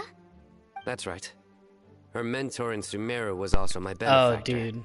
This We were both character, Spontamat not only students. is he a VTuber, or he has a VTuber model, That's cool. but this man, We're getting sidetracked. when they introduced We came Sinnoh here and to they look said for that some he likes to information. tell funny puns, Kale and I are investigating a prophecy. everybody And we were hoping basically you just all turned might it be into able a to dad help. joke where he just makes Oh. terrible jokes, What and sort that of other prophecy? guy who shall remain nameless for a lot of the problems he's caused in the community, I see. he just always wants to You kill want him. to ask them Basically, about the the one guy flower tells that an is not of unfunny this joke, world, and the other one's and choking me him about out. the one who would never lie. But there's no rush. You don't need to answer right away. We're just here to tell you about the situation. You can take your time to think it over and submit any thoughts you have in written form to the Sucrose mailbox. The Sucrose mailbox? Yep. I was thinking about it on the way. And although they seem like trick questions, there's a lot to mull over once you get down Yes, to the the details. guy with the tail. Obviously, it's not the Quick answer off the top character, of your it's head the voice might not actor, go into more enough specifically depth. the English voice actor. So, I decided to place a mailbox But next to the yeah, alchemy it's an crafting unfortunate table. situation, and especially Everyone can since submit they their still written use answers the there when old they're voice ready. actor for all of his We don't lines have to call in it the this current Sucrose event. mailbox, though. It could just as well be called the Sucrose and Kale mailbox. Or even the Sucrose, Kale, Traveler, and Paimon mailbox. I think in this case, we can just go with your quick answer off the top of your head. Sounds like a good solution. Certainly more reliable than verbal discussion alone. Agreed. Certainly when it comes to discerning whether someone is a liar or not, you cannot simply take them at their word. Understood. Once we've had a look into it, we'll place our replies into your mailbox. Thank you all so much. Okay, let's tick them off the list and carry on working our way down. Already done.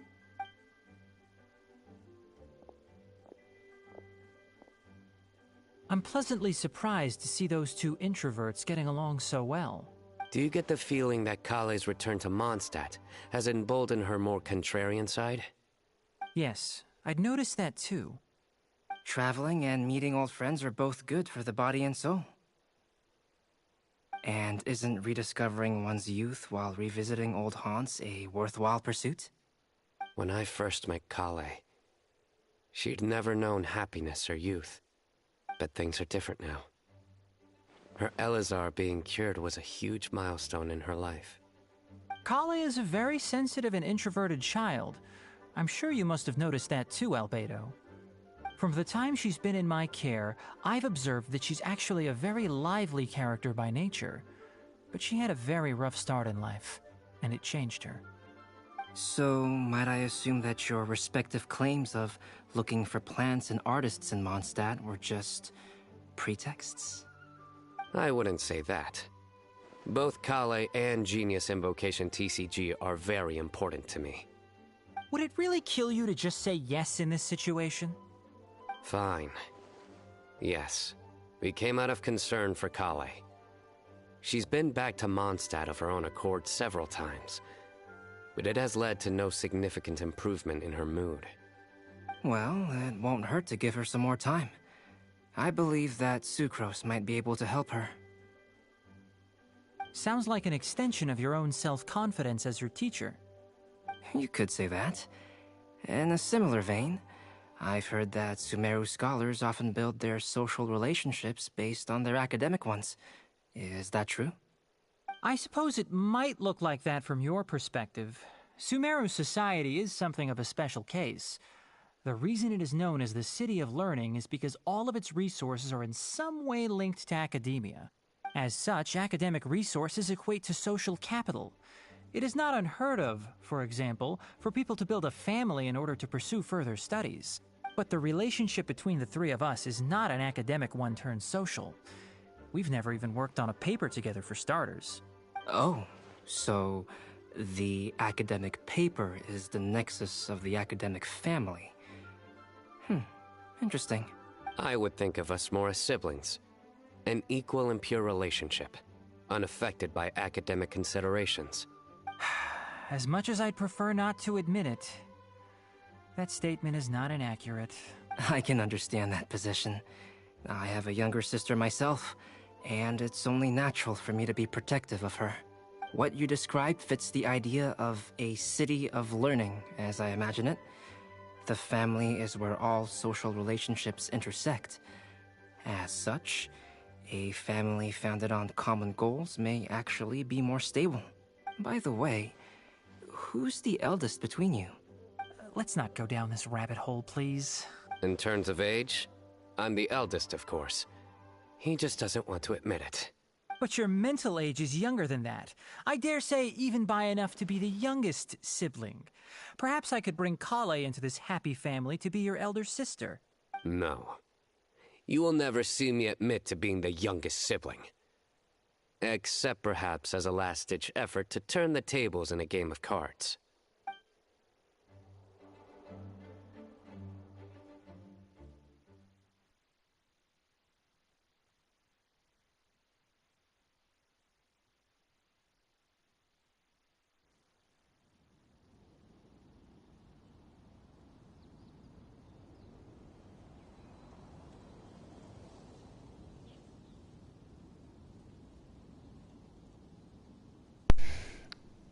Fun fact, Zachary, since I'm messaging you, the character whose picture I sent you, the guy who has the dog helmet and is the white hair. Oh no, you gotta go? Alright, bye Zachary. But his specialty dish is actually just the Millennium puzzle piece. The full puzzle piece, obviously. But later, Zachary. Guess we'll leave Kale and Sucrose to it. Fingers crossed all goes well for them. Now then, where should we go first? Let's try our luck at the bulletin board, shall we? A lot of people tend to show up there at some point in the day. Maybe we'll get lucky.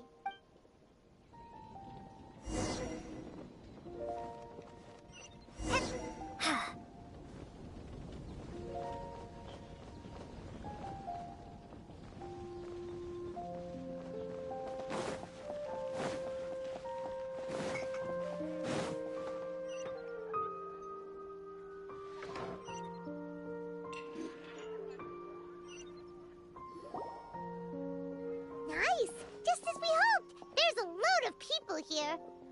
Huh? Even Lisa's here. Hey there, Traveler and Paimon. It's been a while. How have you been?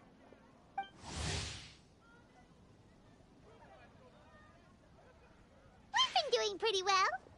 You look surprised, cuties. Is it because of me? Teacher is not at the usual place. Oh, please. It's not as if I'm glued to my chair. I like to get out for a little fresh air every once in a while. Mika's here today, so I thought it'd be a good time to introduce him to Bennett and Razor. They're all out and about quite often, so it's helpful for them to get to know one another. Hello, everyone. My name is Mika.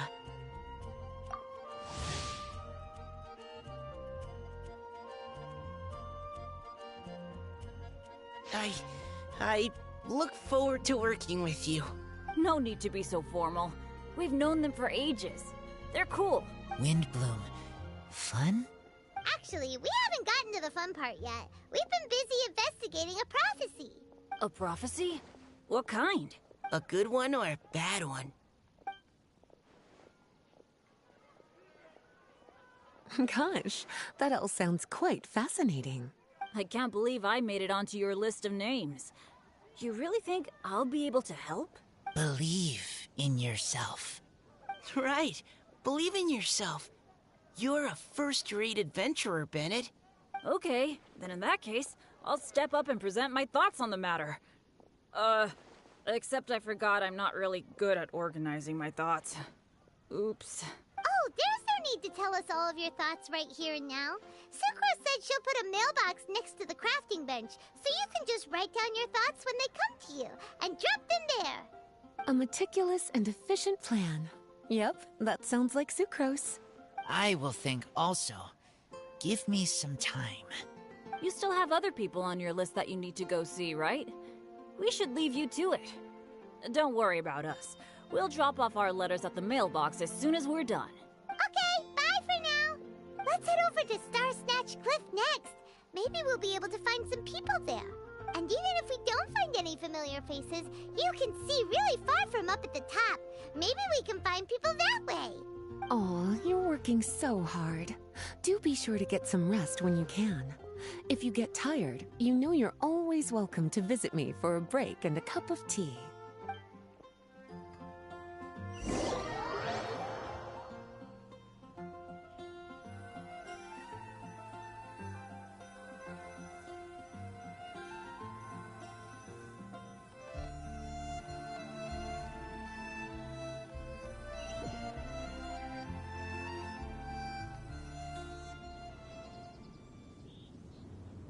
Where to next? Let me check my notes. Huh, this way. Got it.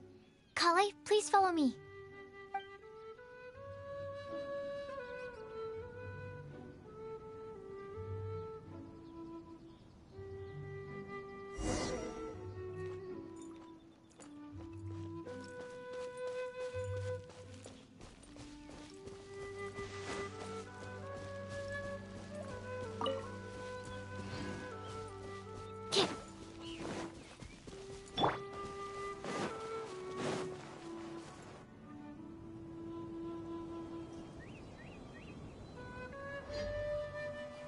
Oh, it's our lucky day.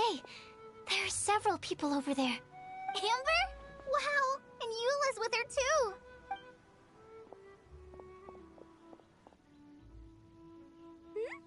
Oh, it's Sucrose! And Klee also spies the girl with the long scarf.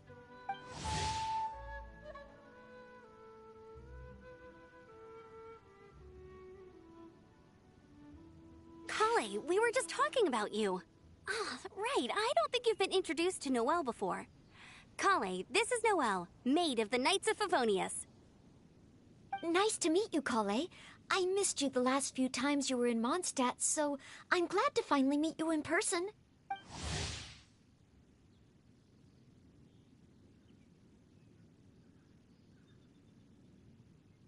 Oh, nice to meet you too, Noelle.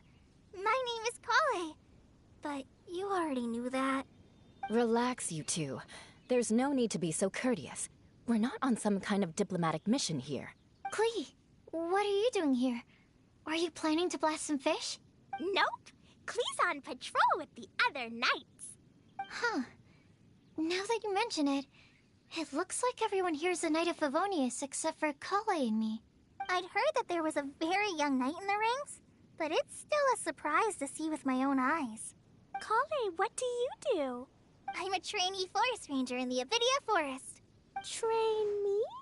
It means I'm not officially a fully qualified forest watcher yet. I'm still learning. Oh, you're just like me. I'm still working towards becoming a fully qualified knight. Technically, though the distinction is hardly relevant right now. This isn't a very formal patrol. We're just chatting. Don't panic, Kale. Just pick a topic and join the conversation. Don't panic. Whatever you do, don't panic. It's just Amber and her friends. There's no need to be nervous. Let me guess. Were you chatting about the new guests in town? Yep. A few folks from Sumeru have come to visit, so we're brainstorming a few nice surprises for them. Amber! Sorry.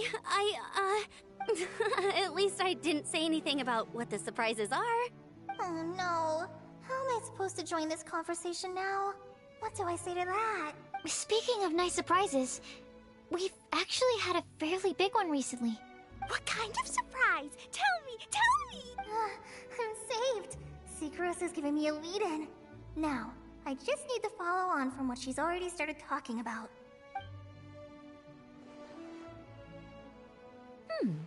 What an interesting prophecy. I have no idea what the answers could be, though. So essentially, you're gathering information to help you solve the riddles, correct? I'll do my best to help. Thank you so much, Eula. Anytime. There's no need to answer right away.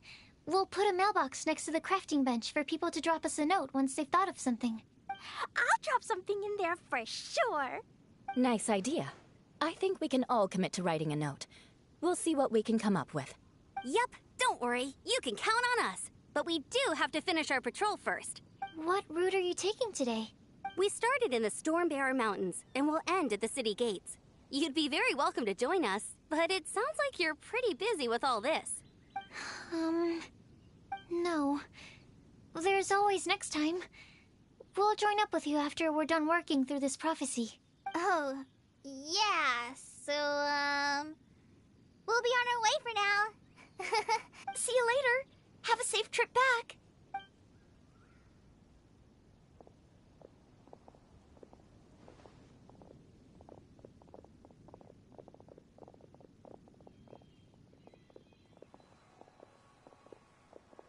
Are you okay, Kale? Was it that obvious? No, not at all. It just looked like you had something on your mind. So that means it was obvious.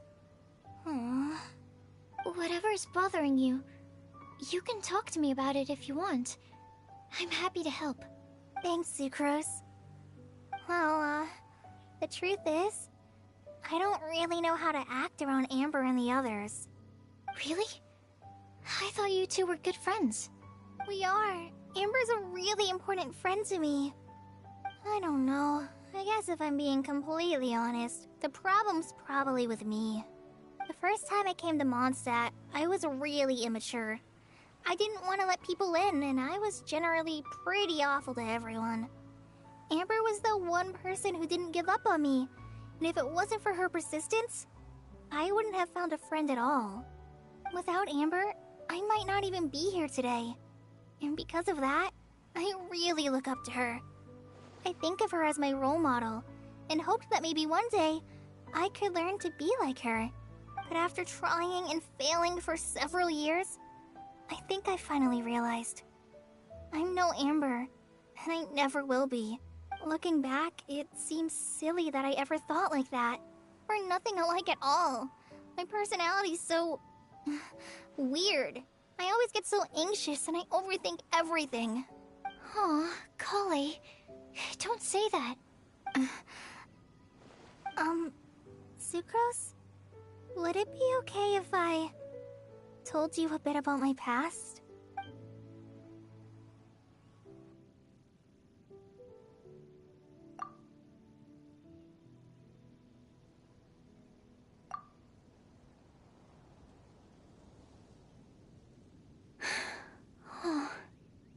I already knew bits and pieces about her, but still, why did she have to go through all that? I'm sorry. We've only just met and I'm already dumping all of this on you. This is why I get so frustrated at myself. I'm always doing this. I get into a spiral of self-doubt, and then I end up having to find somewhere to vent it all out. No, it's fine. I'm really glad that you're willing to tell me all this. People don't open up about their deepest feelings unless they really trust the other person. Don't you think? At least, I think it's kind of an honor. And, I mean... you've probably noticed by now, but I don't have the best social skills either. I always just end up talking about the things I'm interested in, and going on and on. But even so, you still listen to me when I talk my head off about alchemy. It's a relief to listen to you talking about yourself for once. If you hadn't told me all of those things, I never would have guessed that you struggle so much. Honestly, I feel like we're very similar people. Really? Yeah. Everyone has their own problems to deal with. I certainly do. All the feelings that you talked about just now, I totally get it. It takes so much more effort for us introverts to fit into a crowd. When you were saying about how you try to think about what to say in advance, and you're constantly terrified of saying the wrong thing and making things awkward, I relate to that so much. Oh, and also that part about studying under a genius. In fact, before meeting you, I'd never met anyone who seemed so similar to myself. Oh. I'm not very good at giving words of comfort or anything, and I'm not gonna tell you to just get over it or stop worrying about it. How about we just sit here for a little while? We don't have to force a conversation if we can't think of anything. We can just sit here together. Sucrose has stopped talking, but for some reason, this doesn't feel awkward at all. Maybe she's right, and we're more similar than I realized. In Sumeru, I always like to find a quiet place to just sit and watch the scenery, but it's always by myself. I never thought there'd be a day when I could do this with someone else by my side. Mondstadt's breeze is so gentle and soft. Hey, Kale. See that cloud over there? Doesn't it look like one of my test tubes? I don't think so. Sorry. Then maybe we're not quite on the same wavelength on everything. At least, not when it comes to looking at clouds in the sky. Thank you, Sucrose. I feel much better after talking to you. Yeah, it helps a lot, doesn't it? I also vent to my flasks sometimes. The next time I get the chance, I have to show you my Tetratanic Sweet Flower and my Tetratanic Windblume. Your Tetra... what? 2 of my favorite things I've made. They're really cool. I think you might like them. Oh, okay. Yeah, you'll definitely have to show them to me sometime. I brought some crackers with me. You want one? There's cheese flavor or tomato flavor. Sure. I'll try the cheese one. Aw, look! They're enjoying the scenery together. Shall we go play with them? No, it's fine. Let them sit for a while. We're not what Kale needs right now. She needs a new friend. Someone different, who's never met her before. I don't get it. Is there a difference? There is. You'll understand once you're a little older, Klee. People can draw different kinds of strength from different kinds of friends. And right now, Kale needs someone that's just not the same old me.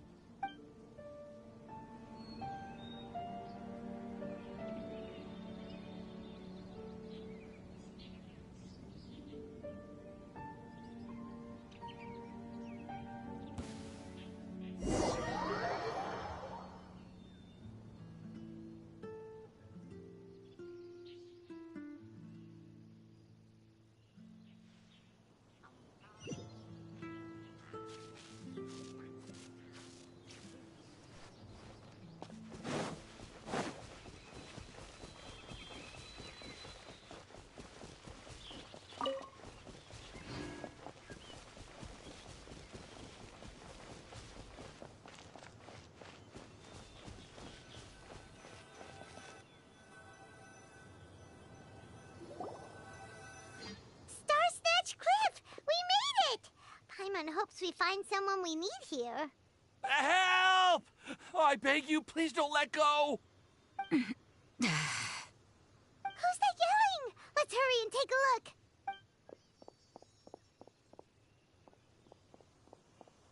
Timaeus? And we also have Rosaria and Mona? What kind of mishmash ensemble is this? Good question. What kind of a motley crew is this?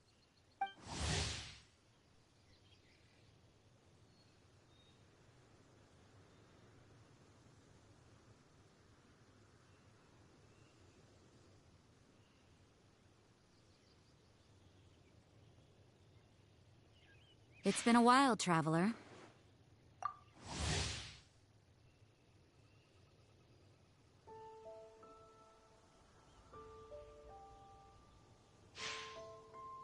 You two are looking pretty good. I trust you've been well. Yep, we're definitely faring a lot better than this poor guy on the ground. Hey, please don't rub salt in my wound. I really have been trying my best. Oh, you're one to talk. If this sister hadn't grabbed you in time, then you'd have been seriously hurt, if not dead. I know. I really am grateful, miss. I can't thank you enough. Don't mention it. Just lending a hand. Quite literally. And had she not lent him a hand and pulled him up, he would have gone tumbling down the cliffside. What happened? Did Timaeus almost fall off the cliff? Well, so what actually happened was I came to Star Snatch Cliff today to pick some flowers and ran into Mona on the way. She took a look at her scry glass and advised me to turn back because it would be dangerous. But you still came up here anyway? Well, yes, I did, because there's something I just had to do. Oh, I hardly think giving flowers to your crush is worth throwing one's life away for. It's rare to run into someone with a death wish in this area. I don't have a death wish. I just didn't think it would really come true. I mean, when Mona said it would be dangerous, I thought I'd be fine as long as I watched my step cautiously. I'm sorry, okay? I was wrong. I'm telling you, I'm just here chasing the love of my life. Love-struck Mondstadters is what the Windblume Festival's all about. Okay, that explains you. But why is Rosaria here? I was looking for a quiet place to escape the crowds. I wasn't planning on having to save a life along the way. So that's why the scryglass just showed danger instead of fatal danger. Very funny. Anyway, Traveler and Paimon, what brings the two of you to Star Snatch Cliff? Just trying our luck. We've got a lot of people we need to see today, so we've been all over the place. Actually, you're some of the people we were looking for. Huh?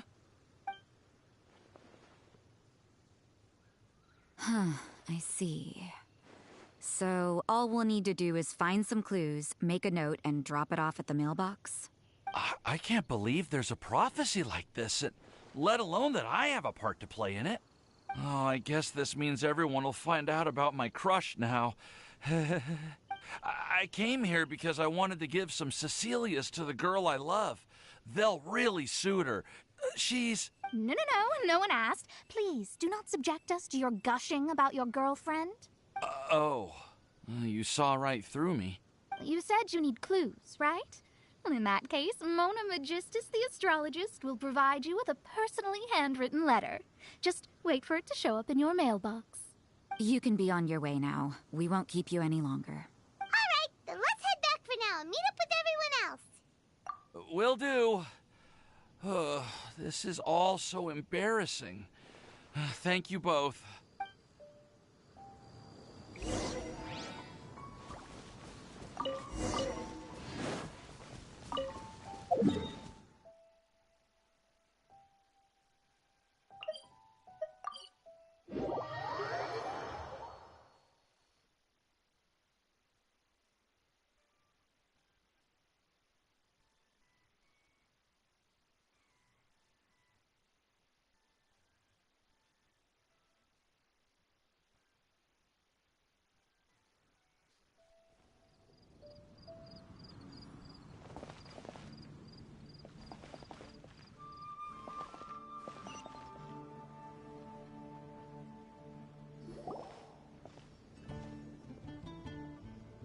We're back! Oh, but it looks like you two beat us. Welcome back. Did everything go well? Yep, we managed to find and talk to everybody. We got back a little early, so we took some time just now to put the mailbox together. We got really lucky today. The vendors were feeling super generous, so we didn't even need to pay for the materials. It's just a shame that Kale got a splinter. Don't worry about me. I'm used to working in the rainforest. I get splinters all the time. I've already taken care of it. We've already wrapped up everything on our to-do list for today. So, all we need to do now is wait for everyone's letters to arrive. Traveler, Paimon, Why don't you get some rest while I keep an eye on the mailbox? You're definitely your master's student, Sucrose. As long as you or Albedo are around, Paimon can relax and know that everything's taken care of. Stop. You're embarrassing me. Wait. Actually, there's one thing that still needs taking care of. Paimon's starving. Hey, Traveler, you wanna get dinner? Your treat.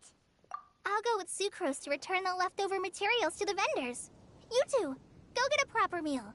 We can't have anyone going hungry. Yeah, now would be a good time for a break. Once everything is ready, let's meet up here again and collate all the information we've gathered. Sounds like a plan.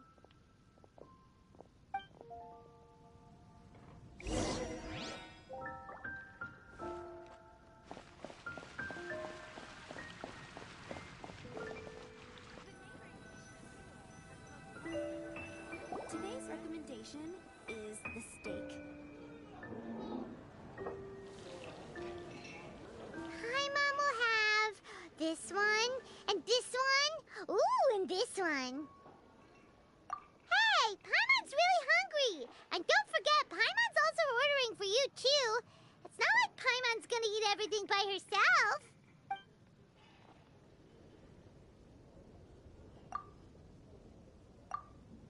Ooh, Paimon is super full. Is everything packed up and ready? What do you think about meeting up at 5 to go to my house? Yes, everything's ready. I've packed some great wine and smoked ham. Oh, your parents will love it. Ham? Look, we've known each other for quite some time now. Don't you think it's been long enough for you to remember that we only eat bacon in my house?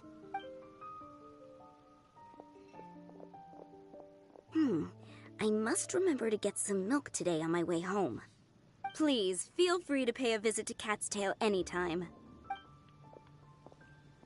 Enjoying the scenery? Oh, Tone Deaf Bard! Are you here for some food as well? Oh, I can put something on your tab? Well, that's a pity. I already had a few drinks before coming here. I shall take you up on your kind offer another day. There should be no shortage of opportunities in the future. Anywho, you should be getting ready to thank me. I come bearing good news. What kind of good news? Behold! What is it? It's what you need the most right now. The answer to the prophetic puzzle. Simply head to the location marked on the map and you'll find the lantern you've been looking for. However, if I were you, I wouldn't just go and reveal the secret right away. As you've seen, a lot of people have been laboring hard to uncover the answer. A secret is like a well-aged brew. The aroma from the bottle is sweetest when revealed in the company of friends. Then it's settled. I'll leave you to your business for now. Feel free to find me for a chat again once you're done working through the prophecy. Also, if you have some time, we could organize another fast-track love poem class. Oh, you're starting that up again? I sure am. Nobody else has signed up this year, though, so the duty to learn falls on you. Anyway, see you later. Venti always looks so relaxed whenever we run into him. Paimon can't help but be jealous. Excuse me, if you don't mind, could I chat with you for a moment? Oh? Who are you? You may call me Scarlet. Just like you, I'm a traveler visiting Mondstadt from another land. Mind if I buy you a drink? Leaving the door open for another time, I see. I can tell that you've dealt with a lot of people during your travels. You can tell? Well, we are very experienced adventurers after all. I can. That's why I tried to strike up a conversation with you in the first place. I was on my way to go shopping earlier when I overheard your conversation next to the crafting bench. From what I could gather, you are trying to investigate a bizarre prophecy? Yep, bizarre is definitely the word. Don't you think it sounds just like the kind of story that would happen in Mondstadt? Anyway, that's why I wanted to ask you a favor. If and when you manage to unravel the answer to the prophecy, could you let me know what it is? Not so much the prophecy itself, but Mondstadt as a nation. That's what I'm interested in. I was born in a distant land, but I have family and friends who once lived in Mondstadt for a long time. They said that it's a great place full of fairy tales and romance and recommended that I come for a visit. As it happens, someone I know has an anniversary coming up soon. So I figured this would be a good time to come here and see all the sights that she once saw. What do you think about Mondstadt so far? It certainly lives up to its name as the city of romance and freedom. We think so too. So, about the prophecy. Thank you. You're very friendly. It's been a real pleasure to meet you. I'll leave it to you then. Hope you continue to enjoy the city and have a wonderful day. She definitely isn't dressed like a local, huh? Where do you think her hometown could be? Please find me a flower that is not of this world, and a guide who will never get lost. Find me one who would never lie, as well as a legend that never ends. Huh? I never thought I'd have someone secretly following me, even in a free city like Mondstadt. Good day to you, miss.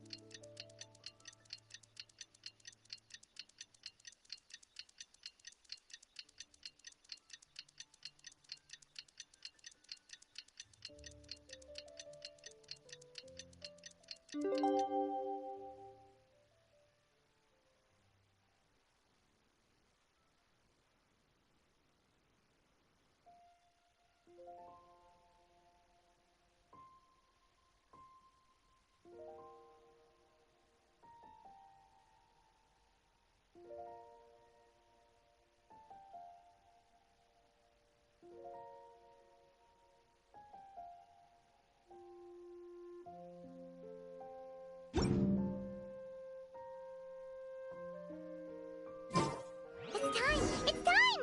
Let's go meet Sucrose and Kale at the crafting bench!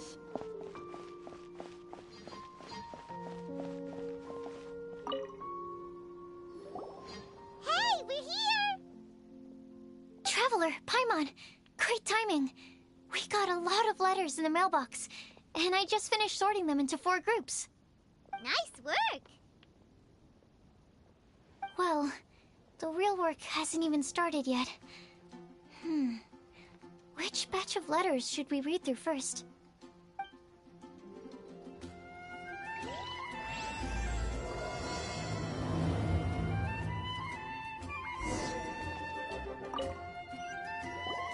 Hey, we're here!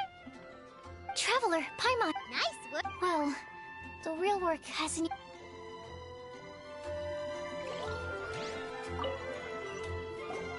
Hey, we're here!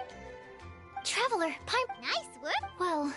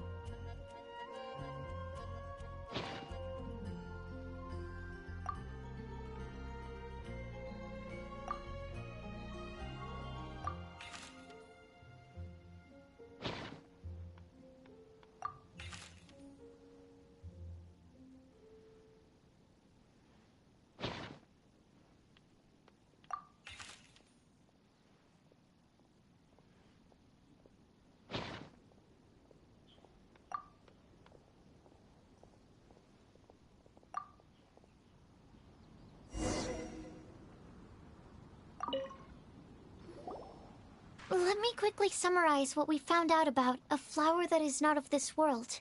Tainari believes that on closer examination it might be logically paradoxal, while Albedo says that his answer would be better discussed at length in person. As for my answer, I think a clock in the shape of a flower would constitute one that is not of this world. Here's what we've gathered regarding a guide who will never get lost. Mona said that she'd like to join us in uncovering the secret behind the prophecy, while Bennett suggests Fischl, Mona, or the Traveler as potential candidates. Mika didn't submit much, but he did draw a vegetation map for Master Tainari and wrote up a dragon spotting calendar for Sino. Amber also wrote in. She said that she sees herself as nobody's guide, but everybody's friend. As for one who would never lie, Rosaria removed herself from consideration, but both Razor and Sino are willing to support us in our search. Timaeus seems to have forgotten to write to us. And finally, this is what we've gathered on a legend that never ends. Klee said that her mom has a number of friends who like to write storybooks. Lisa believes that legends live forever in people's hearts. I think that for a legend to be never-ending, it has to be filled with hopes and dreams, and actively passed from one person to the next. So, what are the answers to the 4 riddles then? You're really smart, Paimon. I bet you can figure it all out in no time. Or, let's all share our thoughts on what we think the answers might be.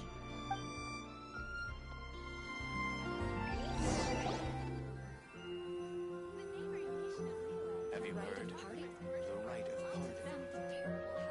pardon. Wait! Wait for me!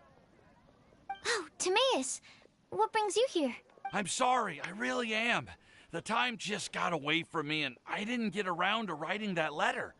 However, I'm happy to announce that I think I can be the one who would never lie. Huh? This is kind of sudden. Not that we don't trust you, Timaeus, but, could you elaborate a little after you catch your breath? Of course, of course. Do you still remember the time I,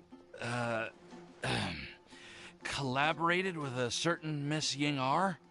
Well, basically, she helped me out a lot with my research into potion making once, and, well, we've stayed in touch through letters ever since.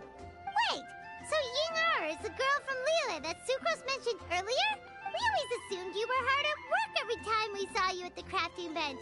So you've just been writing letters to Ying-ar the whole time? No, well, I mean, not all the time. I've done some work too. And anyway, our correspondence covers a lot of serious topics, like perfumes, potions, alchemy.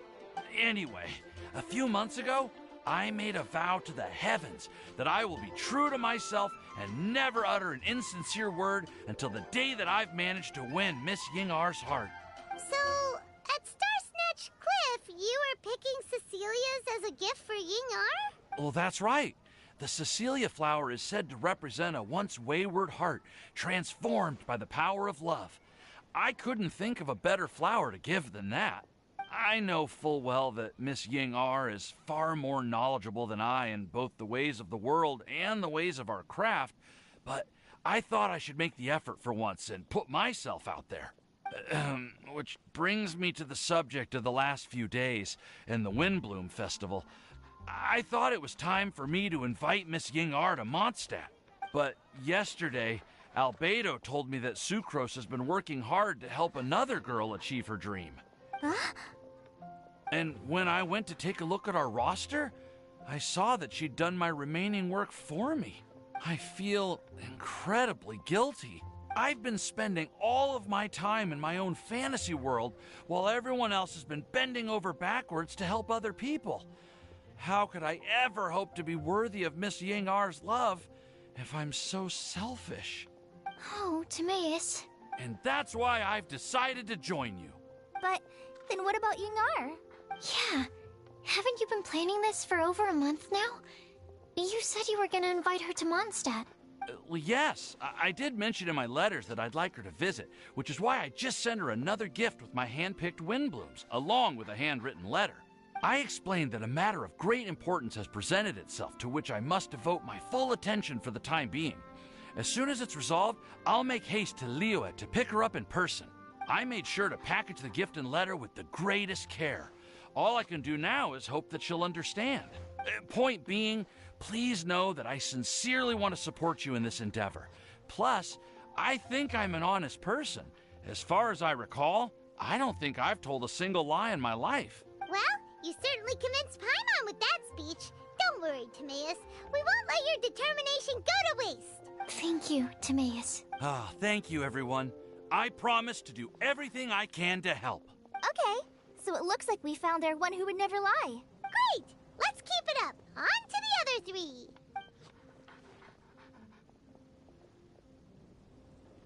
Okay, Paimon will do the honors. Ahem.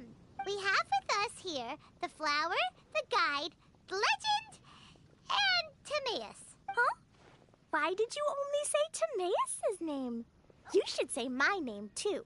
All right. We also have Klee. That's me! With Klee here, this all somehow feels like we're getting ready for a field trip. There's nothing wrong with a more relaxed atmosphere, is there? Of course. We will soon see if my hypothesis has any merit.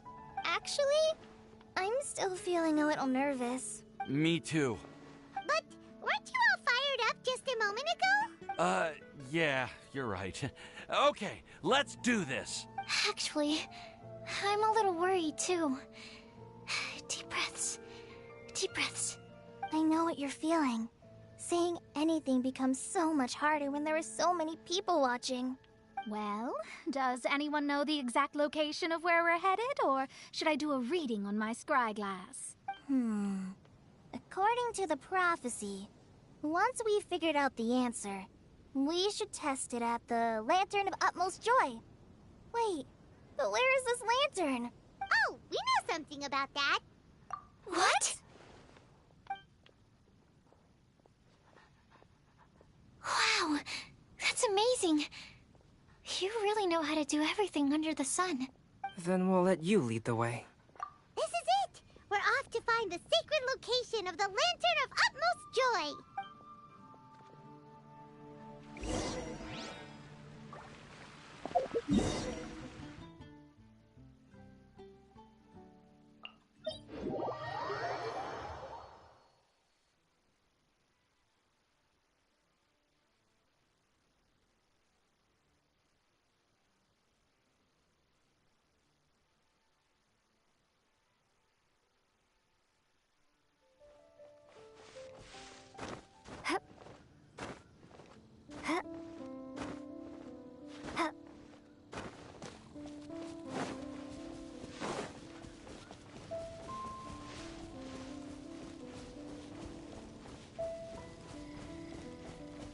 According to the map, it should be somewhere around here. Let me take a look. Oh, it should be right up ahead.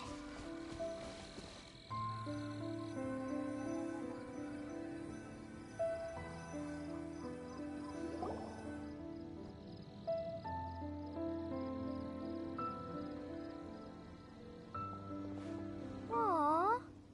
I don't see any lanterns here.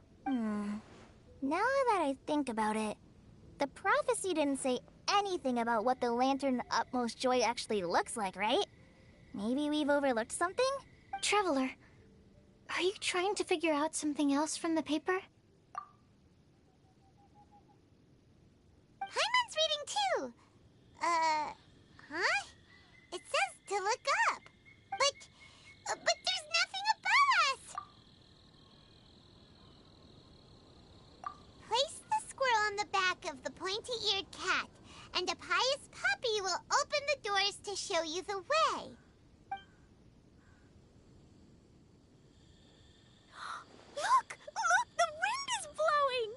What a strong wind current. Let's ride it up and see where it leads us. Huh? We'll have to fly up there? Can someone carry me with them? Here.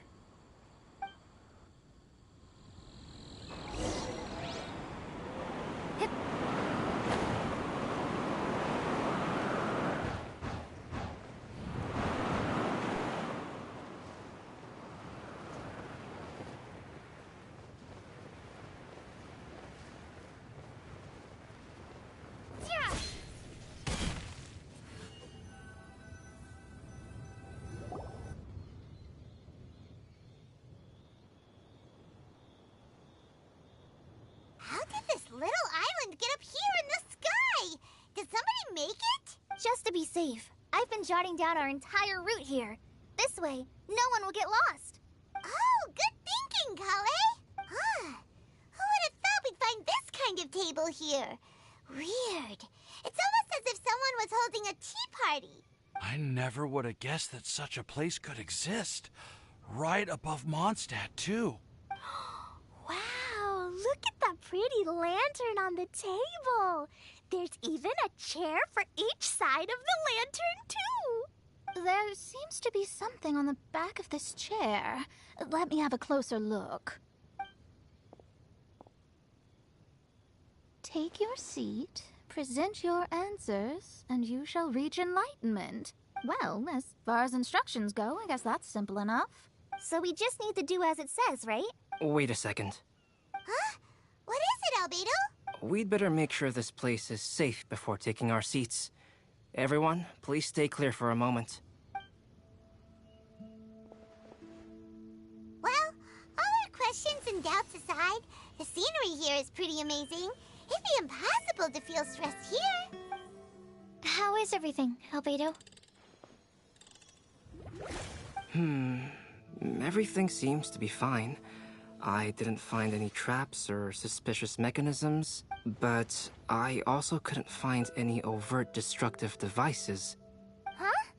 What do you mean? Well, it seems that wrong answers won't have any catastrophic consequences. Looks like we'll have to sit on these chairs and fulfill the prophecy. Everyone, I would like to suggest that we try some risky answers on our first attempt. Let's reserve our most confident answers for the second round. That sounds kind of smart. But why? I get what he means. If we do as he says, then we may be able to figure out how the puzzle works. I see. That makes a lot of sense. Mona, is there something wrong? You're not looking too good. Oh, are you hungry? I brought some snacks. Thank you for offering, Klee, but that's not quite it. While Albedo was checking just now, I gave my scryglass a spin hoping to find some information. But there's a strange aura to this place. It's almost as if someone has been staring at me as soon as we stepped foot in here. But if nothing here has actually been physically tampered with, then no. Could that person be? What do you mean, Mona? Who could it be? Never mind. It's not like I've got any proof. Don't leave us on the edge like this, Mona. I'll just do what Albedo said. Yes, let's test the hypothesis together, Klee. Come on, join us, Mona. Oh, all right. Okay, then I'll answer the first question. If someone were to ask me to find a flower that is not of this world... You can do it, Suk...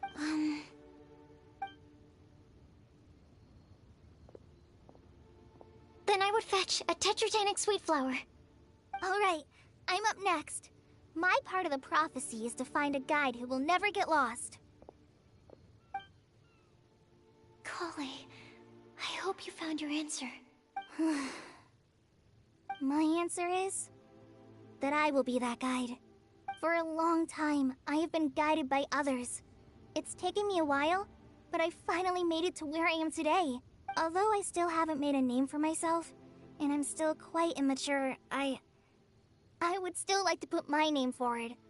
Because I would like to become a guide that can help others. I want to help others the same way Amber, Master Tainari, Sino, and everyone else helped me. Now it's my turn to pass on the gift that I've been given. All right, it's up to me to answer the third part. I'll submit myself as one who would never lie. Although I've never really had any other virtues or talents, I'm confident that I've always been an honest person. I'd like to thank everyone, too, for giving me this opportunity to validate myself. And last but not least, I will answer the final part of the prophecy. There's no tale more befitting the title of a legend that never ends than our fates as human beings. Wait! The lantern just lit up! Whoa! All four sides of the lantern are glowing! Huh? But... Kale, could I ask you to stand up for a second? Oh, all right.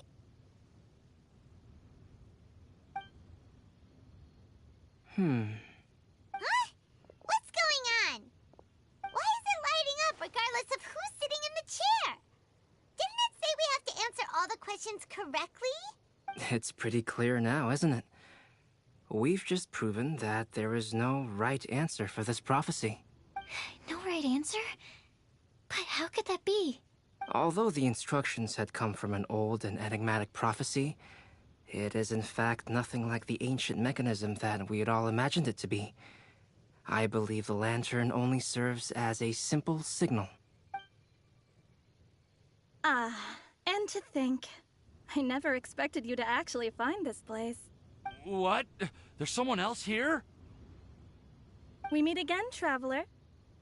Hey, you're that Outlander we met the other day at Good Hunter. It's all thanks to you that I was able to find this place. Good thing that you were too preoccupied with the prophecy to notice someone tailing you from the shadows. Oh, is that so? Then, why do I spy yet another person following in your shadow? Wait, really? There's no need for pleasantries. You should know I'm here for you. Is it just because I'm a visitor from abroad? I was there when you snuck your way into Marjorie's place. Huh. So you had your eyes on me even then, huh? That was 2 whole weeks ago, you know. It's hard not to notice you when I'm on duty every day. All right. In that case, I'll admit it. I was the person who slipped this prophecy into the storybook. Huh? But why? Then, does that mean this wasn't a real prophecy after all? Don't worry. Even though you probably have plenty of reservations about me, you can be sure that the prophecy is genuine. In fact, many of you here today may have heard the code name of the one who left the prophecy to me. She hailed from an ancient assembly of powerful women, each of whom used a single letter to signify themselves. Who would have guessed? It seems that power was indeed left behind by the old hag after all. Ah, so you're B's student. It's an honor to meet you. I am Scarlet, the successor of Jay. Well, what are you talking about? It's a long story, but I'm not quite sure that I'm the best person to tell it. Since you've all spent so much time and energy trying to decipher this prophecy, you must also be very interested in the secret behind this lantern, no? The lantern has already been lit. Now then, please allow me to disturb your happy peace. Huh. Why did this little thing just light up? How strange. Hello?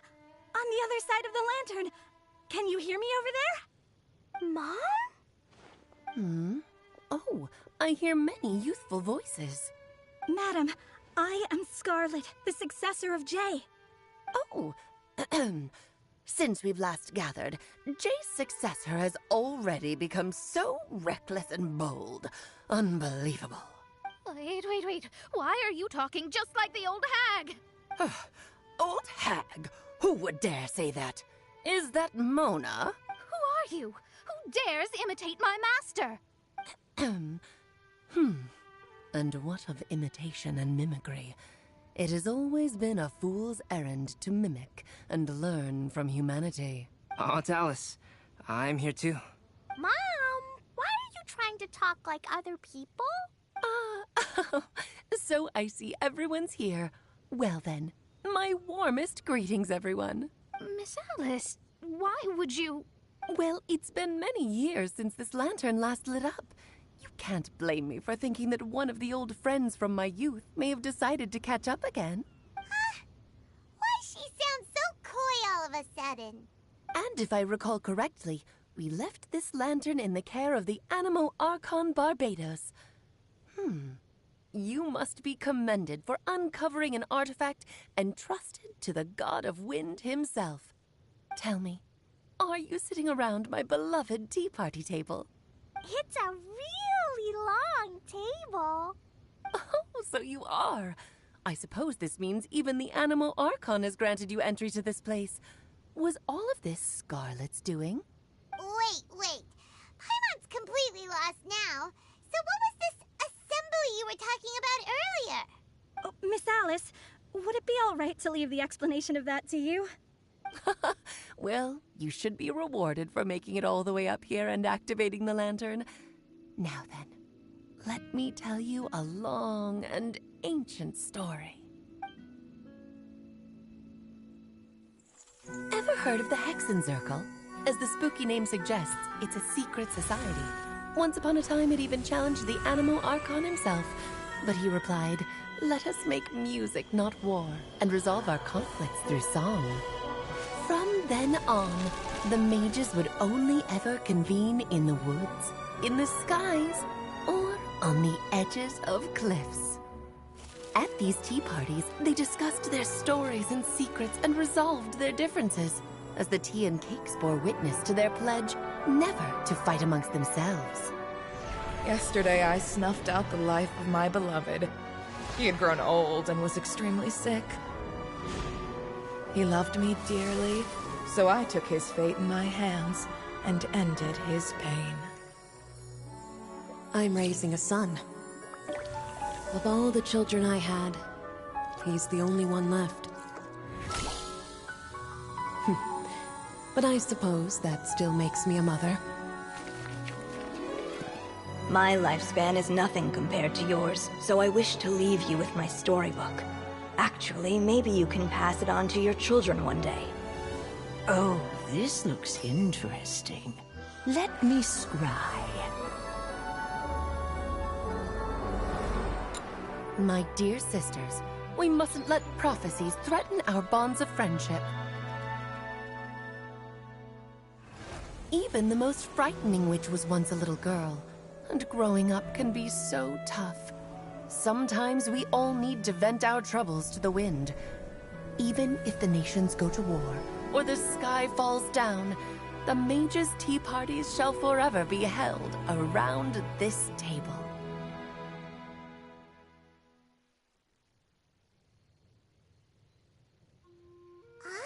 So this is where the legendary mages held their meetings. That's right. We often met here to chat and have tea. Then, what about the part saying that if we light the lantern of utmost joy, we'd receive a supreme blessing? About that. I never expected anyone other than Jay to actually read the full contents of that prophecy. It's a little embarrassing. The truth is, that prophecy was actually just a letter that we sent to Jay as a group the day before her wedding. So it was indeed written by all of you. I must thank you for resisting the urge to immediately reveal the truth to everybody, Albedo. Knowing you, you probably figured out everything the moment you laid eyes on the message. No, it took me a little longer than that.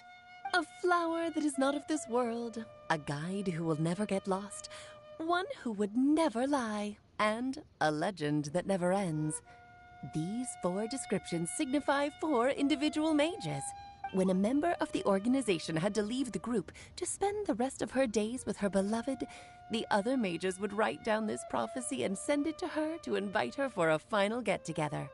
A flower that is not of this world signifies, of course, flowers that do not naturally exist in this world. This is the signature of our full name, Rhindaughter, also known as Gold. If there's anyone in this world who could create a flower species that does not yet exist, it would be her. The guide who will never get lost is N, otherwise known as Nicole. You may not have encountered her yet, but she is a truly extraordinary woman who has made this world's direction and order her subject of study. Some of you may be fortunate enough to have already heard her voice. Like a prophetess, she will only speak to guide people toward the truth when a change has occurred in the world. She has a tendency to suddenly speak in someone's mind without any warning. If one day you would be unfortunate enough to run into a truly dangerous situation, she may use her voice to guide the way forward for you. Who would have guessed that there are so many mysterious women in this world, and that they would all know each other? The one who would never lie is me. I hope no one would take offense.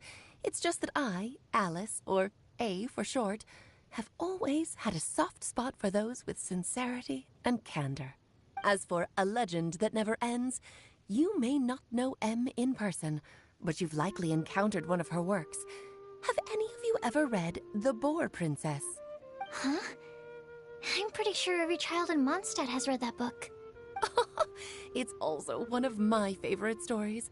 M was an exceptional human writer who used her prose to teach me the meaning of grief. Don't you think such a person would deserve a seat at the mage's table? Paimon's getting more and more lost. It may sound hard to believe, but I can attest to everything that Alice has said. Jay was also a mortal who aged and passed on, leaving her title to her students and followers. Alice, you've never acknowledged any of Jay's successors. It's now been centuries since the first of us took on her mantle. I've always wanted to meet you. Do you also want to become a mage? Title aside, I think I'm more interested in the meaning and purpose of the Hexen Circle.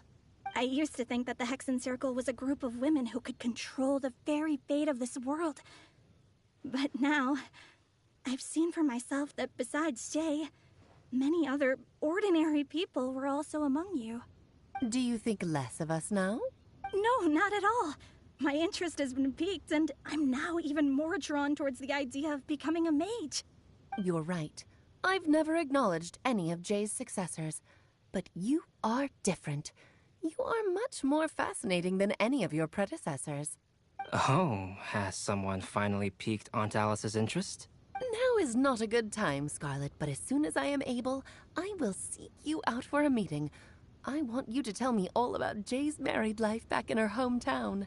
So the mage who received the prophecy letter from all of you was Jay? She left the Hexen Circle after getting married? Precisely. There was only one way the letter could have been interpreted. She would have known what we meant as soon as she saw the message. We were just asking one thing of her. Please come to see us again. Before you go and settle forever with your happiness, please come share some of it with your best friends and sisters.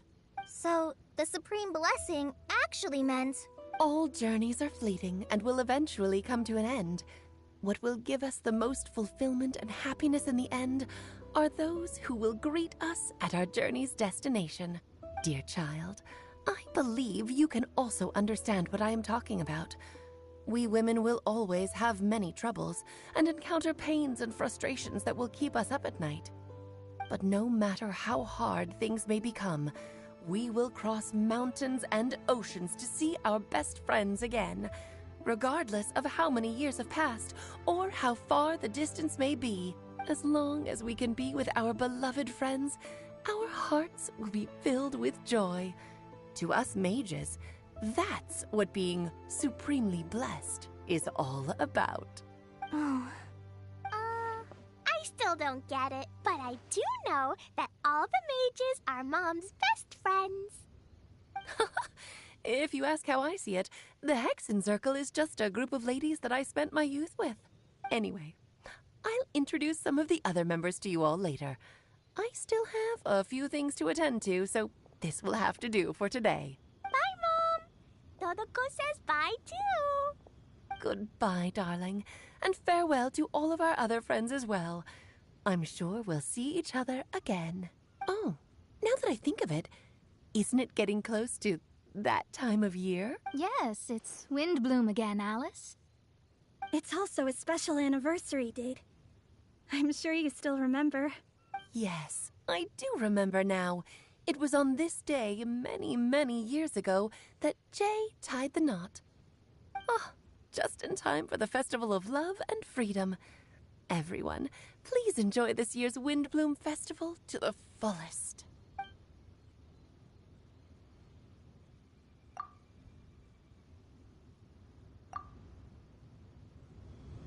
Whoa! Ah! Albedo! Why didn't you tell me we'd have to glide all the way back down?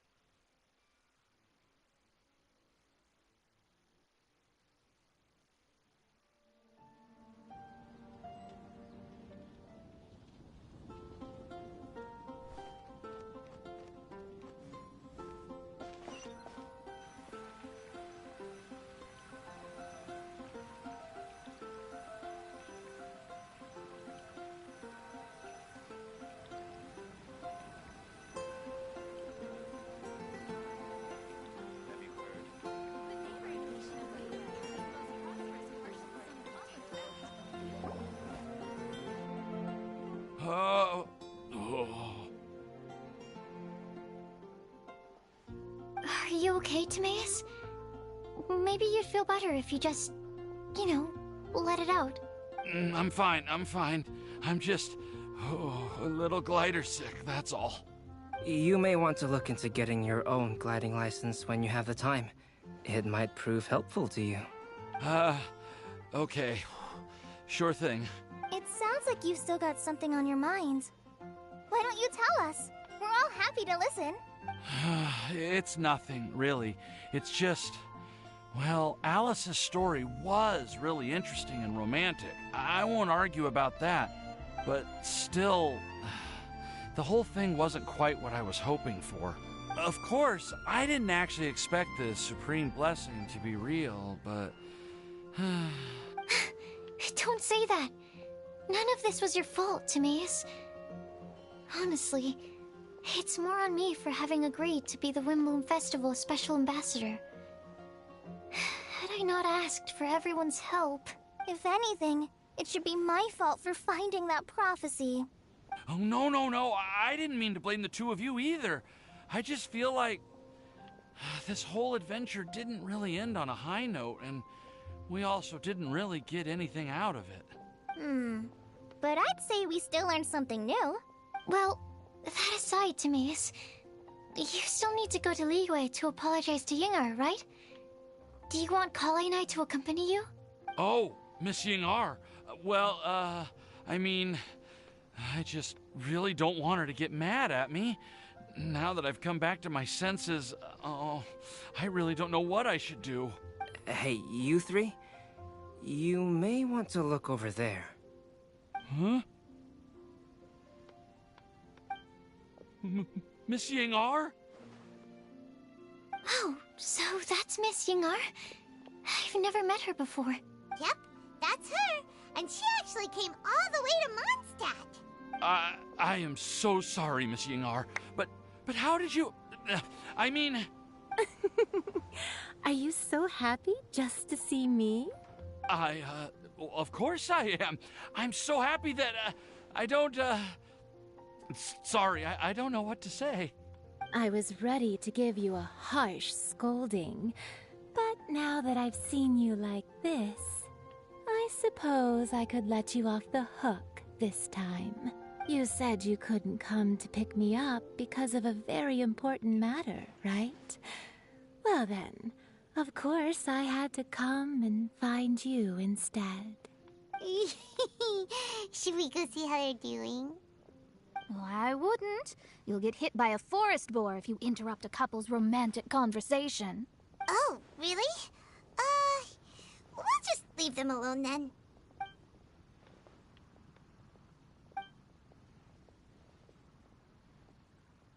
I am so glad to see Timaeus find his happiness.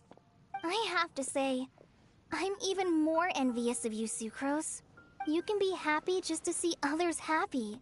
And you gave me so much help without any expectations in return. Even though you said that we're very much alike, I still feel like you have a much bigger heart than I do. But if you say that, then I'd say I'm also nowhere near as brave or tenacious as you. I guess we have the same amount of positive qualities. They're just spread over different parts of our personalities. I've never visited Sumeru, or made many friends from outside of Mondstadt. I'm happy just to have met and become your friend. Maybe I'll get shy and flustered when I meet other people I don't know in the future. But that's okay too. Since we are so alike, you probably get what I'm trying to say. You just need to believe that all of your issues aren't really issues at all. But isn't it too late now for me to learn to accept myself? Well... Do you know anything about the blooming cycles of Cecilius? I may have read about that in a book before. That's a topic that my parents used to talk about back when they were still dating. Surprising, right? To think that people would talk about that while on a date. My mom brought it up at dinner one time last month. She called my dad the most boring man she knew, and said that he even turned up late to a date once, all with a smile on her face. But she also said that Learning is just another part of life. It's never too late to start something, as long as you recognize that it's something good for you to do. Why don't you give it a try, Kale? Okay, I'll try my best. They're really having a great conversation. Paimon can't even find a moment to join in. I nearly forgot. This is for you. This texture. Are these seeds? Yep. I believe I mentioned my sweet flower research to you before. These are the seeds of the sweet flower cultivars that I've worked on. It's nothing too special, but they're the best cultivars that I've made. So, I really hope that you'll like them. They're super sweet and easy to grow and keep. I'm also submitting them as my Windblooms for this year. I wish that the Animo Archon could also see how lovely they are. Thank you. I'll plant them in the Avidia forest and take good care of them. Kale, please take these notes with you. I've heard that you've been working hard on your studies, so I've prepared some study materials for you at Sucrose's request. Feel free to look through them whenever you can find the time. Mondstadt's doors will always remain open to you. Thank you so much. Really, I don't know what to say. I'm just really happy. Ah, Sucrose, now's your chance. Didn't you want to collect a breath of joy? You're right. I almost forgot. Kale, can you exhale once into this test tube? I will save this breath of joy and use it in my research. Oh, really? May I? Of course.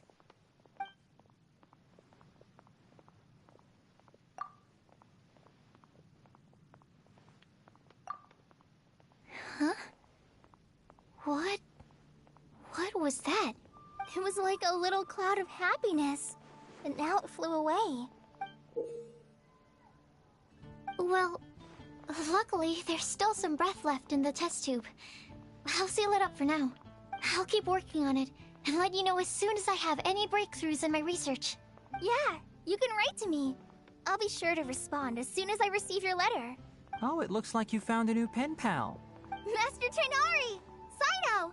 If your friendship was forged in a test tube, does that make you test friends forever? That's it. I think you've ruined Sumeru's reputation in Mondstadt beyond all hope of repair. All that matters is that I've enjoyed Mondstadt immensely. The dragon here possesses a majestic form. Oh, that reminds me. Traveler, this card back is... Sino wanted you to have one for yourself. If I had to guess, I'd say he probably wants you to use it if you challenge him to a duel. I'm a master of the game. Do you dare challenge me? Can you believe this guy? Huh. Let's knock him off his high horse. Wait! I've got something to give you, too. Huh? Kale has a gift for us? Yeah! I figured I should follow local Mondstadt customs and prepared a few small things themed after the Windblume festival. I made these bookmarks from Sumeru roses at the hotel. I want to give them to Amber, Master Tainari, and Sino. During Windblume, Mondstadters offer flowers to the people most important to them. You three are family to me. But Tainari said that we're not anything like an academic family. He wouldn't write joint papers with us. Well, in this case, we can consider ourselves as regular siblings. And that should be just fine. I agree. Oh, and here are some Padisara seeds as well. These are for the Traveler, Paimon, and everyone else from Mondstadt. Whoa, are these really for us? So, are these your chosen Windblooms? Mm-hmm, one of them. Both Padisaras and Sumeru roses are my Windblooms.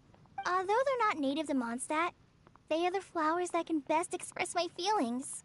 I want to give them to the people I feel thankful for. To those who I wish to accompany as we greet more seasons and future Windblooms together. The real blessing in life is when you are surrounded by people who you'd miss day and night, and who you'd want to see even if that meant crossing mountains and oceans to do so. I'm so happy to hear you say that. Sucrose, do you see that cloud over there? Huh?